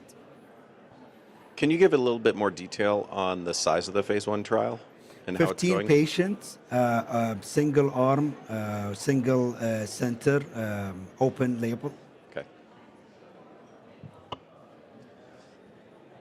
It sounds like the technology innovation is a lot on the targeting side for the nanoparticles. Can you talk more about how the AI is playing into that? Like you're getting targeting specificity from the morphology of the particle, or you have some conjugate, like an RNA conjugate or some sort of targeting modality? Like what's happening? So first of all, no active targeting. All right, let's put that away. We have three factors: the shape, the size, and the lipid composition on the surface. With the lung, if you have 6% of the lipid made of DOTAP alone, and they have to be rod shaped, and they have to be micron size, they end up in the lung. So that's just one example. I cannot reveal everything. So there is no active targeting. We coined a concept called self-targeting. It's not even passive. We still don't know what's going on, but we are very proud of offering self-targeting lipid nanoparticles. Thank you so much, our judges. All the best. And the next startup, Proteina, are you ready?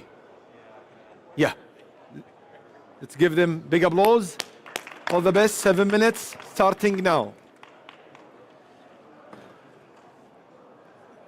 Hello everyone, this is Abdelaziz from Proteina, and we work on rewiring immune function through precision engineered antibodies. So antibodies are a very successful class of therapeutics, and you can see here 10 out of the 15 most selling drugs in the world are antibodies. And this is for some very good reasons. Antibodies are highly specific, they have long half-life, they have diverse mechanisms of action, they have a clear development track, and they have broad therapeutic applications across therapeutic modalities. If you look closer at the antibody has what we call the variable region that's important for targeting, where the antibody will land, important for specificity and affinity somehow. There is a rather overlooked part of the antibody, it's called the constant region. Let's call it FC for now. So the constant region is responsible for, once the antibody binds the target, what would happen after that? Immune engagement happens, half-life extension, and much, much more applications. So Proteina found its niche in focusing on the FC part of the antibody. And you can see why. Because like 50% of approved antibodies incorporate some sort of FC modification. And these FC modifications play a huge role in terms of like efficacy, safety, and convenience. But there are limited options. Only 7 unique mutations have been incorporated into approved antibodies. So every unique mutation can be used in multiple different antibodies regardless of the disease indication and so on. So what we are trying to do is we are unlocking the untapped part of the antibody, and we have bet a lot on this. So we have built a full pipeline that is specifically tailored, AI-enabled, to allow us to engineer antibodies like no one else. We have the largest fully profiled FC data in the world right now. And we have 3 different philosophies in our design pipeline. First one is data efficiency. We don't want to spend a lot of time and a lot of money on generating data from the lab. We have mutation efficiency, so we want to minimize the mutations in the FC part to reduce immunogenicity and other risks. And IP, because FC part is heavily patented, so IP is one integral part of what we're doing. We have incorporated ANG. So ANG is our protein language model that we have developed internally in Proteina. So this is funded by Google in $10 million grants to train ANG, and it was done in collaboration with Technical University of Munich and Columbia University. It's the world's most efficient protein language model. It breaks benchmarks from Meta AI to Salesforce and other protein language models. So what this enables us is to build a library of FC scaffolds that can be utilized across multiple antibody therapeutics. So what are the programs that we're working on? We're working on 4 different programs. First one is an FC that has inherent anti-inflammatory property. So that's one program we're working on. This is our lead program. We have PTN200 is like agonist activation program. So it allows for better agonist activation. So for agonist antibodies, which is a very promising class of antibodies, we can supercharge their activity and make them much better. Half-life extension and high concentration, so enabling half-life extension to reduce dosing frequency, but also high concentration to enable subcutaneous administration of antibodies. And also engineered effector function, so much better effector function enhancement and so on. I will touch briefly on each program of these. So this is our development pipeline. We're aiming to go first in human with our internal program with this, but we also have some partnered programs. I'll explain more. So let's talk PTN200. So agonist antibodies, they work really well.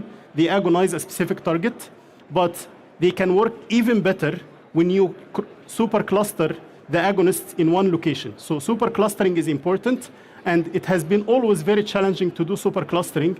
And a lot of companies have tried to do this, and Proteina was very successful in gauging this. And the difficult point here is to differentiate the binding of the FC to FC gamma R2B rather than FC gamma R2A. Very similar proteins, different functions, and we have been successful in developing this scaffold. These are some of the targets that are benefiting currently from this scaffold. These companies are working on agonist antibodies that could potentially benefit from this platform. Half-life extension, again, we have a much better half-life extension mutation that allows for, so if you see here, for example, it's much better than YTE, the gold standard for half-life extension. And with 3-point mutations in the FC, we were able to reduce the viscosity of a specific molecule in the market, increase thermal stability, and also increase accelerated stress, improve accelerated stress. All of this without affecting the function of the molecule. Okay. Effector function profile, again, the same. So Proteina has a unique thing in its scaffolds, is that we can use the same scaffold for partnering, we can use it for co-development, and we can use it the same scaffold for internal development. One very good example is that we're 1 month ago, we closed a $430 million deal, biobucks deal, with one of the top 10 pharma companies on 3 different targets. They are licensing one of our scaffolds for 3 different targets. The same scaffold is being utilized for our internal programs as well. So Proteina got $7 million in funding from Logos Capital in San Francisco, SOS Venture in San Francisco. We also got Thermo Fisher and Amgen golden tickets to be present in Boston. We're between Boston, Germany, Egypt, and Saudi. This is our team. The team has aggregated experience of developing 12 different drugs from early phase all the way to clinical phase. And that's all. Thank you so much. Thank you, Mohammed. Can you walk us through the journey of Proteina? When did you guys started? And yeah, so we started early 2020 out of Egypt, and then we spun into Kaust in Saudi Arabia as a deep tech company. And then we went into IndieBio, SOS Venture program in San Francisco. And then we established our presence in Boston through a golden ticket from Amgen, actually. So now we have our lab in Boston. Very recently, our head of R&D is now resident in Munich. So our lab in Munich is headed by Siham. Yeah. Any other question, judges? What year were you in IndieBio? Sorry? What years were you? 2021, mid of COVID. Yeah. Yeah. With Arvind and. With Arvind, yeah, Arvind and Paul. You mentioned there's a lot of competing intellectual property in this space of FC engineering. How how are you finding your way? Okay, that's a good question. So intellectual property can be split into three different things. So like novelty, inventive step, and freedom to operate. So those are the three main problems that you want to tackle in the aspect. Novelty is the easiest. Having a novel molecule is not problematic, but inventive step and freedom to operate are the biggest problems. So we have developed specifically an internal AI tool that enables us to early on filter variants that have higher probability of passing the IP part. And then we have an internal council, and we work with 3 different global firms that are guiding us in terms of like doubling down on the IP part.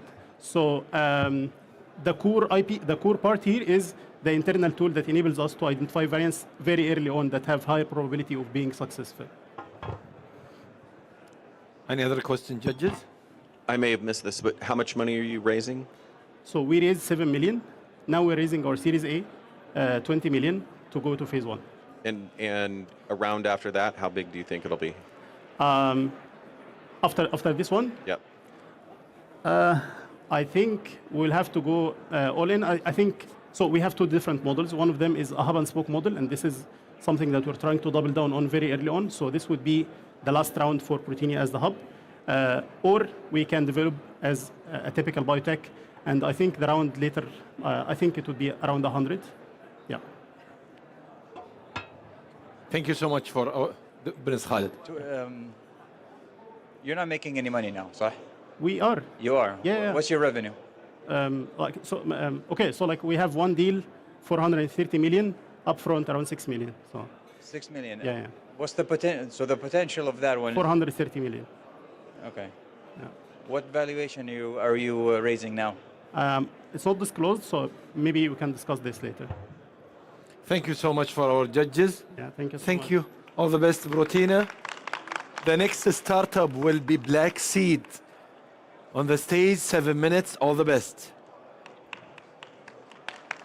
Thank you. As before 1,400 years ago, our Prophet Muhammad, peace be upon him, said to us that the black seed is the treatment for every disease except the death. Okay.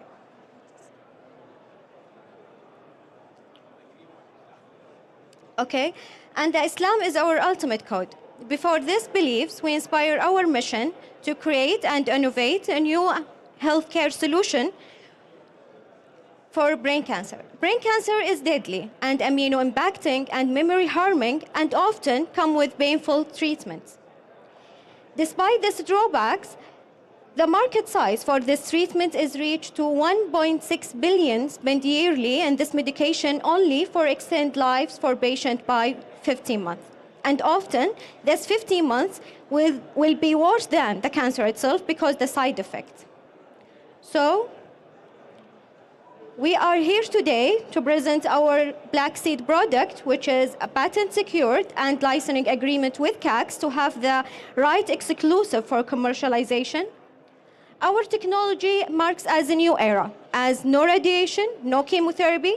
Especially, we have the platelet from healthy donor or from patient itself and extract the thymokinase from black seed, then dissolve it in plasma, which is biocompatible environment, and have the most cascade need for this drug release. So, after we have extract the plasma from, after we have extract the platelet from plasma-rich platelet, then we isolate the pure platelets and prepare thymokinase, which extract from black seed, then loading this thymokinase into platelets and dissolve it in plasma and to have the application in brain cancer. Our treatment in preclinical, we have a huge promising result from 12-hour and 18-hour and 24-hour in preclinical and glioblastoma type A and GM. So our next step now to have the develop advanced AI model that are capable to understanding molecular property of black seed and analyze platelet behavior as a biological carrier. then to provide comprehensive insight into cancer type, especially brain cancer. Our potential impact to have more drug discovery, as in each one seed of a black seed, we have 100 molecule to thymokinase. So from the AI, we need to discover a new therapy and to personalize cancer treatment, and also the disease understanding, and uncover a new connection between black seed and more behavior of platelet and molecular type and cancer molecular. So the catalyst our growth, we need $1 million to advance our clinical trial and to drive R&D innovation. Our revenue model built in one stream, which is product sale to healthcare provider, and raise the money. That's it. Thank you so much.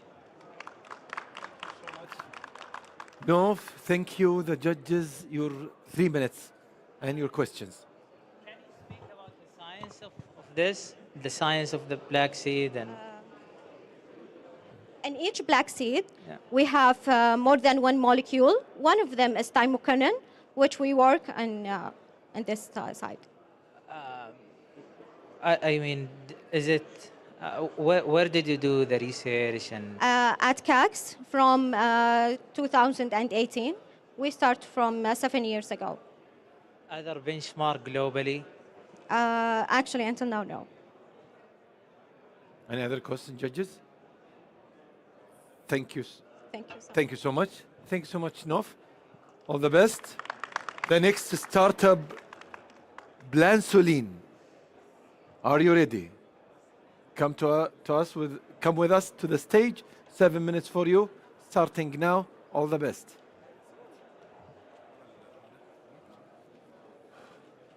Assalamu alaikum. So 30% of people attending today have diabetes. And 3 of the top countries that have high prevalence of diabetes are Saudi Arabia, Pakistan, and Kuwait. And 7 out of the 10 countries that have highest diabetes globally are Middle Eastern.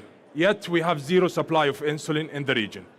And relying on unsustainable methods like the bioreactor facilities is going to be cost intensive and require high capital to start it. What we propose is molecular farming as a substitute to that. What's the benefit? It's going to be 70% less cost of goods, and it's going to be easily scalable, and it's going to be eco-friendly and require only normal labor, no need for highly skilled technicians. So is it different? Producing insulin in plants is going to be exactly the same thing, except we bypass the upstream part. So it's going to be the same exact transformation. It's going to be exactly the same downstream and exactly the same product, except we're going to skip the upstream and we're going to use scaling controlled environment agriculture chambers. So to compare this to the new deal with Sudair Pharma, I think, where they produce around 15 million units per year here in Saudi, and it's going to take 3 to 5 years to ramp up the production. While if we did the same thing using molecular farming, it's going to be around 30 million to 50 million, which is 1/3 of the cost, and it's going to take around 1 to 2 years to ramp up the production. Have this been done before? Yes. So in 2008, a company, Symbiosis, produced that in plant, and many companies later on had FDA approval of molecular farmed medications. The first one was in 2008, Eliaso, and then many followed, and many of them as vaccines for COVID-19. So we already filed for IP in Saudi, and subsequently we're going to file in other authorities. The market is 80 billion in 2023, and it is estimated to grow by 8% annually. The MENA region alone is 5%, and it have the highest prevalence of diabetes globally.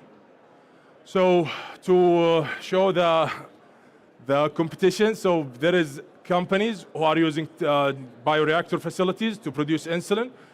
Similar to that, some are using molecular farming, but they are not in the insulin industry. So why now and why here? Now because many of the insulin patents are expired. There is an established framework for insulin to be licensed in the FDA, and there is advances in the controlled environment agriculture. So all of that was our first product only. We have also in the pipeline other products subsequently following. We have vaccines and other growth hormones and other molecular antibodies that can be used for treatments and using the same exact platform that we built. We're asking for $10 million to mainly for clinical development and to scale up the production and to enhance our platform for production. This is the exit strategy, and this is the team. Me, Tony, and Philip, together we have more than 40 years of combined experience in drug development, and those are our partner in success. Thank you so much. Thank you, Doctor. The judges will start asking their question. Dr. William. So you said there was another plant-based insulin. Yes. So what happened to it? Are you different? And what about intellectual property there? Exactly, yes. So what we propose is a 70% less, up to 70% less in cost of goods. So it's going to be much cheaper to produce insulin using this technology. And it is going to be much better to start an industry that is not established yet here in the Middle East using this platform instead of using the bioreactor facilities. Yeah, let me try again. Are you infringing on Symbiosis's patents? Symbiosis? You said no. Symbiosis is expired. Yeah, Symbiosis is the company that actually produced insulin in 2008, and now their patents are expired, and we are producing on their patent. Yes. And you said they did not get approval to sell the product. Yes, they didn't go to stage 3, phase 3 of clinical trials. Did it fail during? No, they failed in funding because at that time there was no regulatory pathway clear for molecular farming. The first product that was registered was in 2012, while they bankrupted in 2008 during the financial crisis. Do you use the same plants and the same technology they do? We use more advanced technology. They used safflower as a host. We use Nicotiana benthamiana as a host. So it's a different method, but it's more advanced.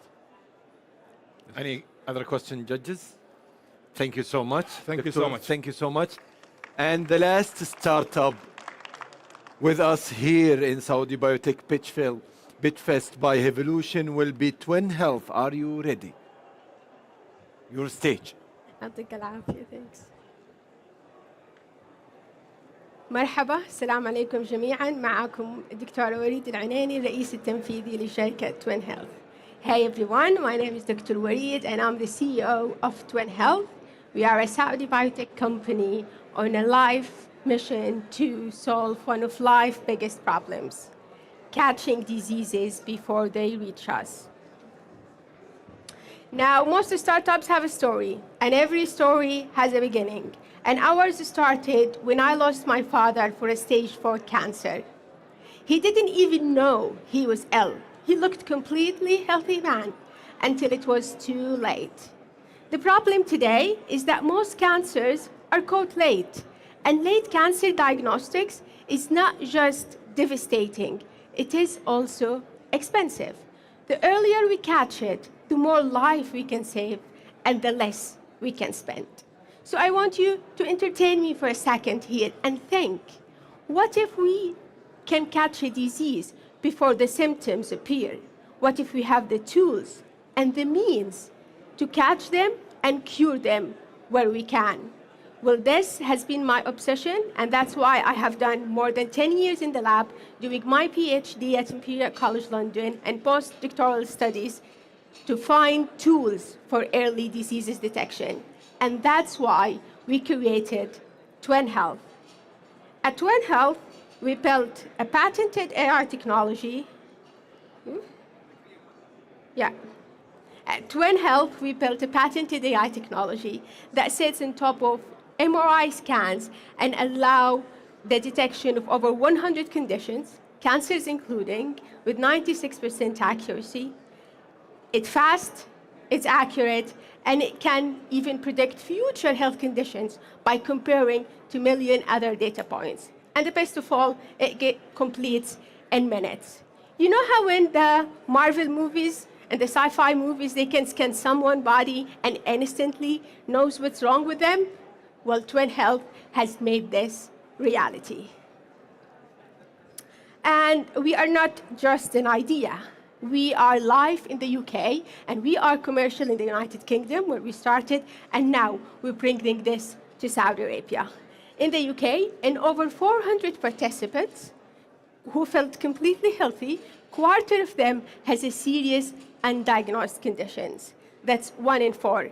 And I just made a quick calculations around us in the room. That would be around 25 of us who has serious conditions that are undiagnosed. So can you imagine if we enrolled us regionally, how many people we can prevent them from diseases, or even globally?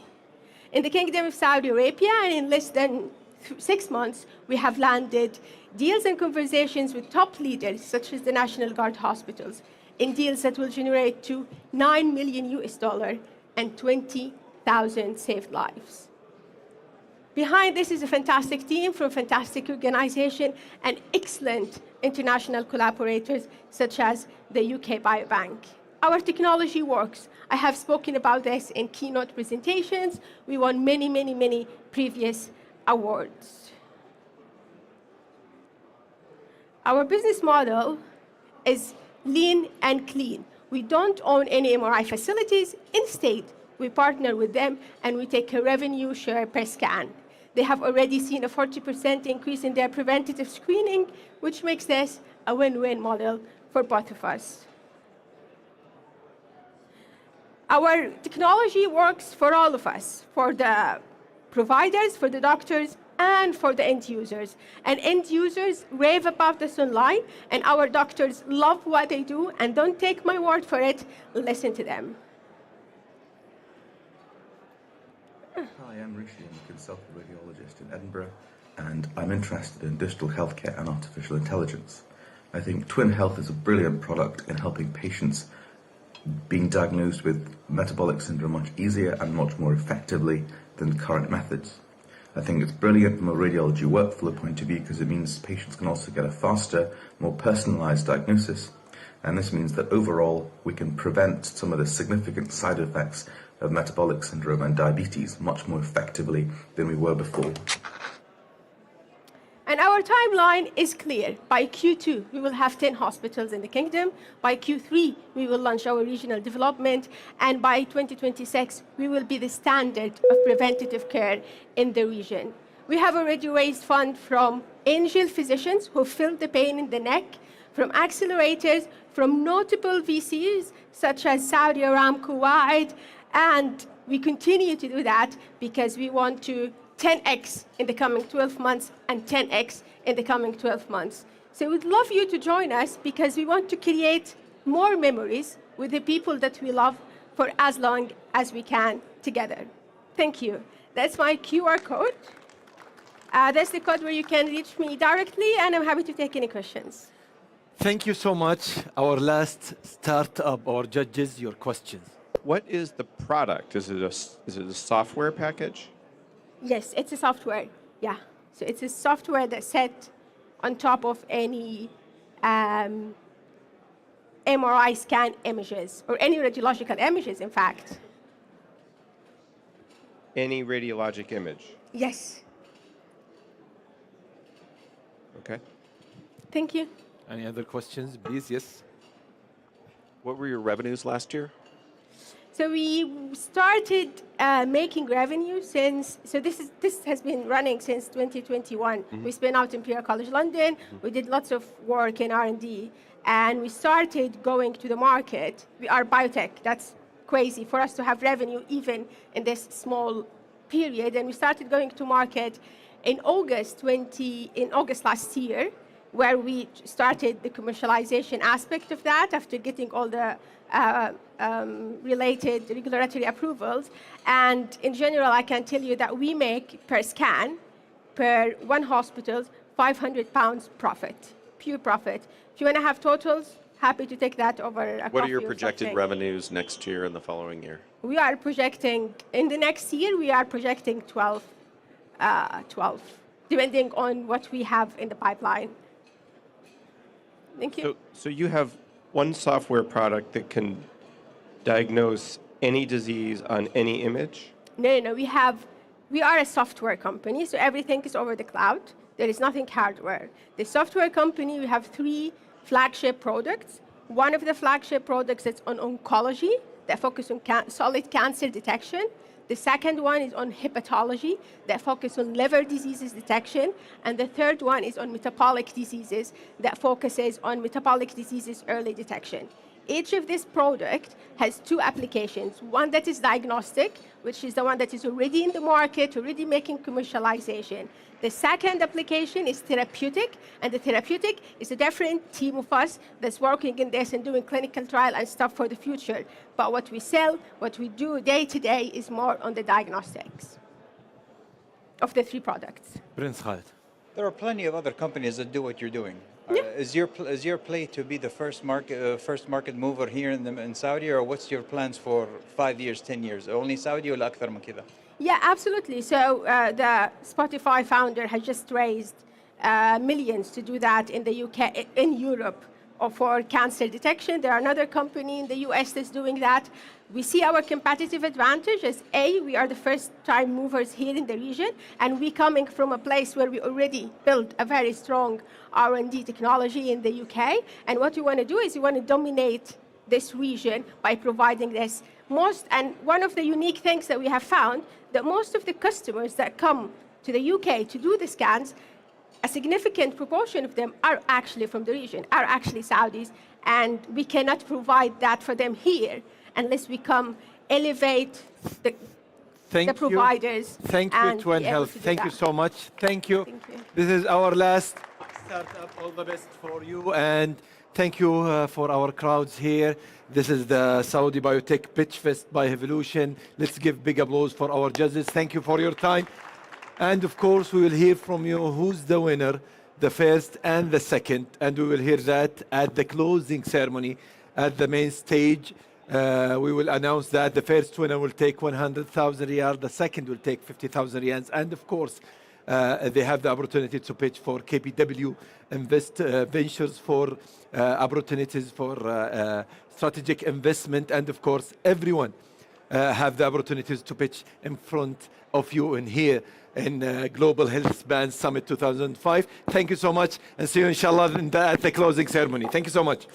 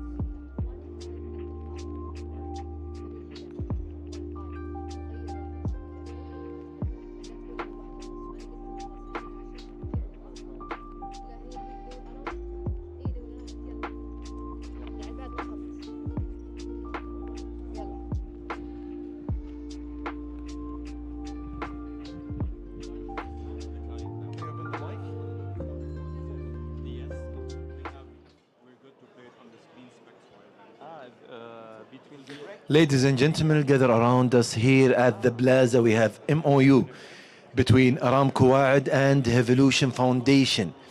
Let's welcome Nasser Al-Qahtani, Executive Director, Biotech Center of Excellence, and Anas Al-Qahtani, Acting CEO of Wa'ad Aramco.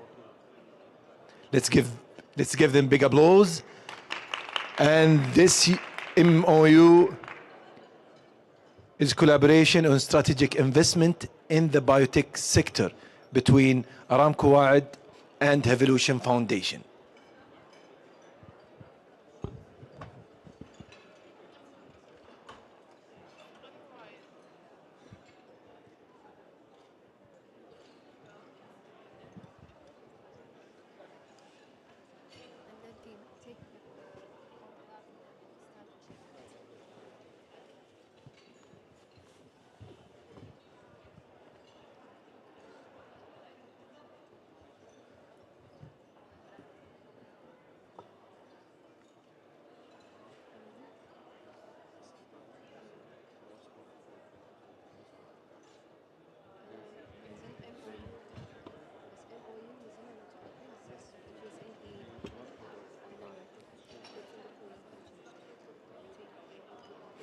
So congratulations, all the best, and we will take the picture to remember this MOU.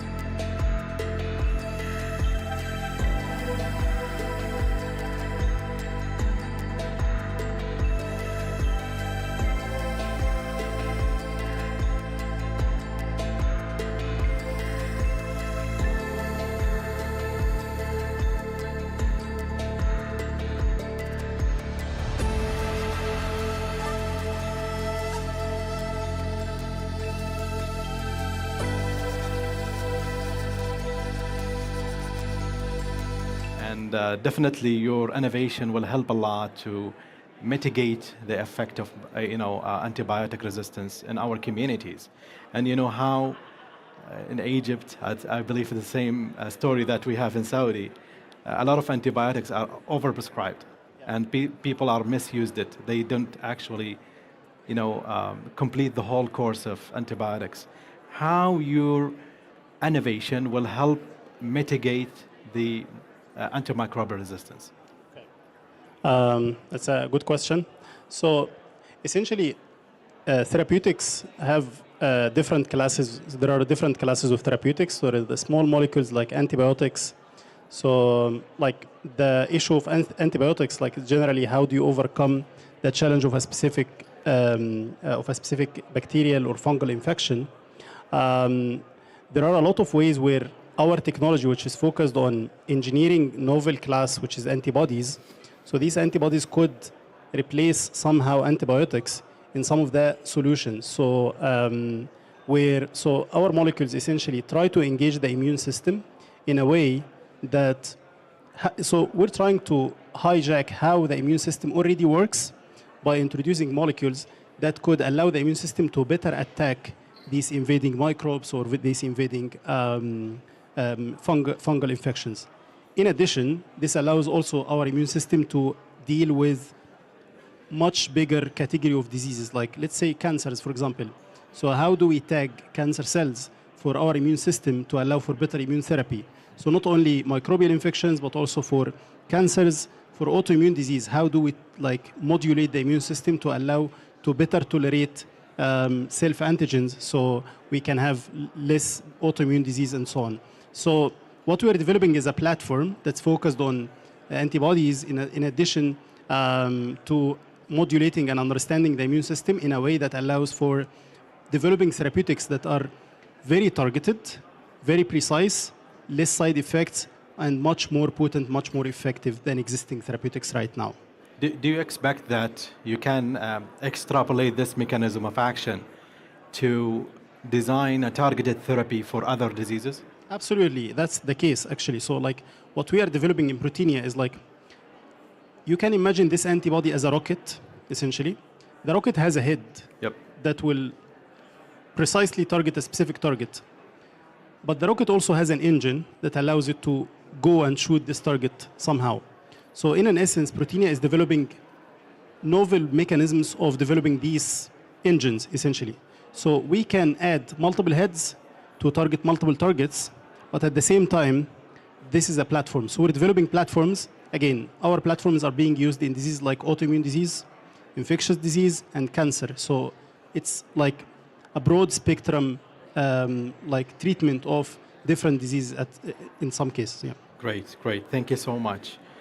Back to Twin Health.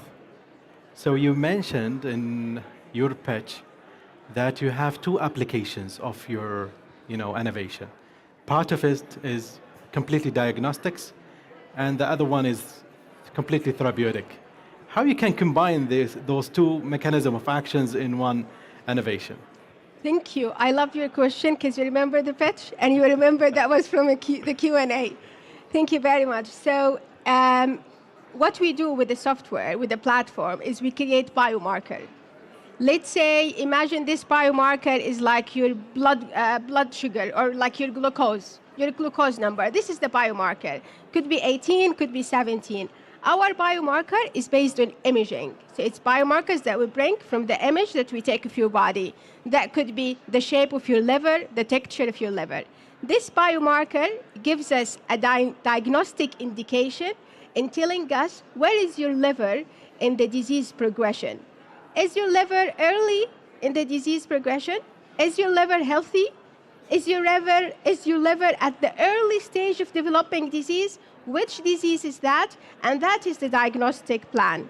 Now, the exact biomarkers can be applicable in a therapeutic plan. You have clinical trial that is looking at certain endpoint for example, with the blood. What we provide for them is that we tell them, listen, this imaging biomarker could be 3 times, 5 times, 10 times accurate in telling you what is happening in the body faster than the blood will tell you. And that is the therapeutic plan. Then they adapt this biomarker in the therapeutic plan. They use it to aid the endpoint findings. And in biotech, it's always, people say it is high risk because you are gambling on you have one egg in your basket. What we do, and the same for you as well, is that we have more eggs in the basket. So we multiply the success chances instead of having one line with one focus. We have multiple lines with multiple focuses. Phenomenal, phenomenal. I liked it. What is Very the trick? amazing. All right. So let's get back to Proteinia. I just want to ask about Ankh. Yeah. How did you reach to this trade name? And what does it mean? Okay. So Ankh بالعربي عنخ. So it's an ancient Egyptian symbol for key of life, مفتاح الحياة. Okay. So I like in a way, yeah, thank you so much. So in a way, the AI model that we developed allows us to understand on a fundamental level how proteins are formed, how our proteins in our body, but also in every animal out there, every living organism out there are formed.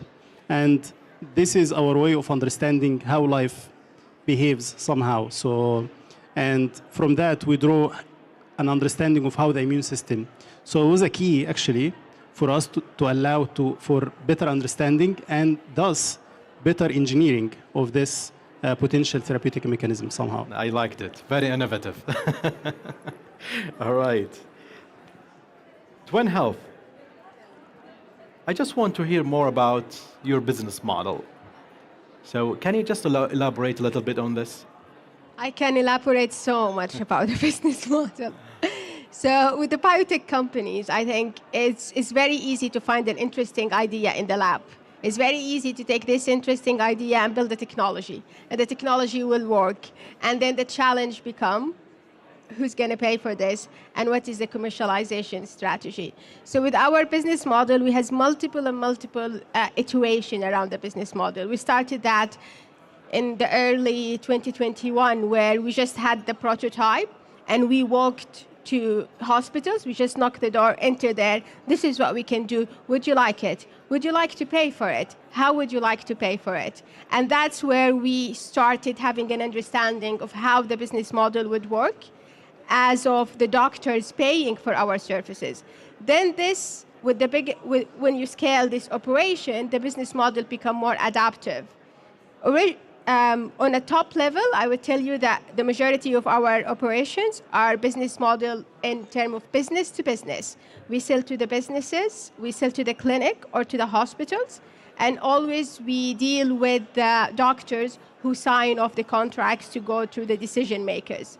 We're starting another business model that is with business to consumers, where anyone wants to have their MRI scan. They go, they get the MRI scan, and they get the output out of this. Currently, most of that are private providers, so it's out of pocket. People pay, or clinics pay on the point of providing the healthcare service. In the future, we look that this has become under reimbursement, under some insurance system that will be happening in the future. Currently, private buyers, out of pocket. Great.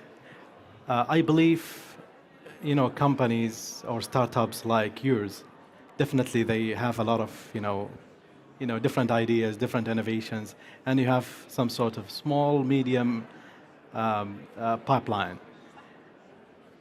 What is your future plans besides what you are doing here? So we'll start with you. Yeah. So again, like drug development. So like most of the value is in a drug, essentially. Like, so the more you get out of a drug, the more you get value, monetary value on money level, to also satisfactory level from helping patients to get treated and get better. So for us, we're pursuing two different directions. So the first direction is we are developing internal pipeline, internal drugs that we know would be really helpful for some patients. And we are hoping that by early 2027, we have the first patient dosed with our drug, hopefully, inshallah. The other track is we know that we have good engines, right? So we go to pharmaceutical companies, tell them, okay, we know that you have this missile that's going to target this specific disease, and we can make it much more efficient. Let's co-develop this drug together. So it's a co-development model where we partner with pharmaceutical companies in order to utilize their ability to go fast in the clinical development and reach wider number of patients. So development and the internal pipeline development, this is the current strategy, and this is where we're heading. Great. Twin Health, your future plans? Our future plan, not to take you through multiple details, but what we aim to is, as I said in the story, I have lost my father for cancer. There are so many memories that we could have gone together. So what we aim to, our future plan, that's everyone who has someone in their life, we can do something about them today so they can be with us tomorrow and the day after tomorrow, go to graduations, weddings. That is our future plan, and that's what we aspire to do. Great, great. Great missions, both of you. Do we have non-Arabic speakers here? They have, they have really slogans here. مفتاح الحياة, توأم الحياة. So we have two, very unique, winners today. زي ما يقولوا حتى من الحياة. Yeah. So we have a life key and life twin, or twin life, or twin health. So this is, an acronym that I really liked, and it's what a synergy between you. All right. At the end of this session, I just want to ask the attendees if they have any questions or queries to our esteemed guests.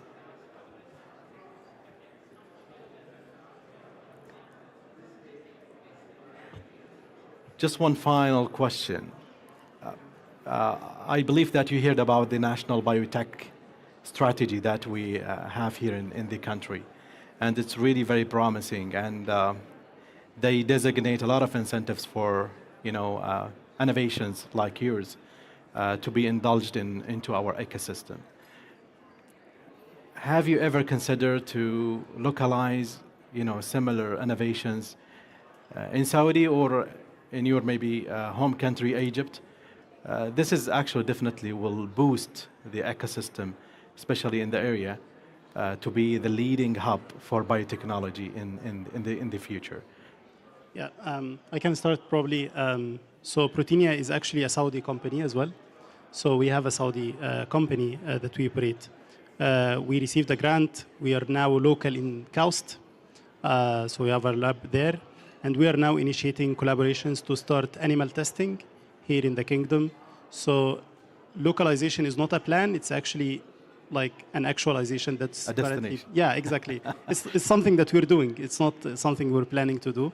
So, and I think there is a lot of advantages. Like from a very empirical perspective, there are a lot of advantages of doing a lot of things here. So cost structure, openness, like support, all of these are like very good things that you can do here. But also at the same time, we want to hold our products and our projects to global standards as well. So we want to have the local angle. And again, like most of our team is in the region here. But also like having the global angle is also very important. So again, like it's not a plan. It's something that we're doing on a daily basis right now. Great. I think we are in exactly the similar boat. With localization in healthcare, is the most important thing I think is collaboration, and that's one of the things that the strategy emphasizes on. It is easy to do one healthcare company and localize, but it's the thing that will take you to the 10x, and the 10x is the collaboration and having the open sources environments where you can exchange what they do and what we do, put them on top of each other, and then you have a fantastic strategy, goals, KPIs that we can reach. Exactly the same point. Localization is happening. It's not an idea. We already here in KAUST, and through things like the Biotech and the biobank strategies, that's where we can take this to the next stage in terms of the localization. Great, amazing. On behalf of the audience, on behalf of the organizers, thank you so much for joining me this afternoon here. And congratulations on your prizes. Thank you Wish so you much. all the best for Thank your you so much. future. Thank you Appreciate so it. much. Yeah.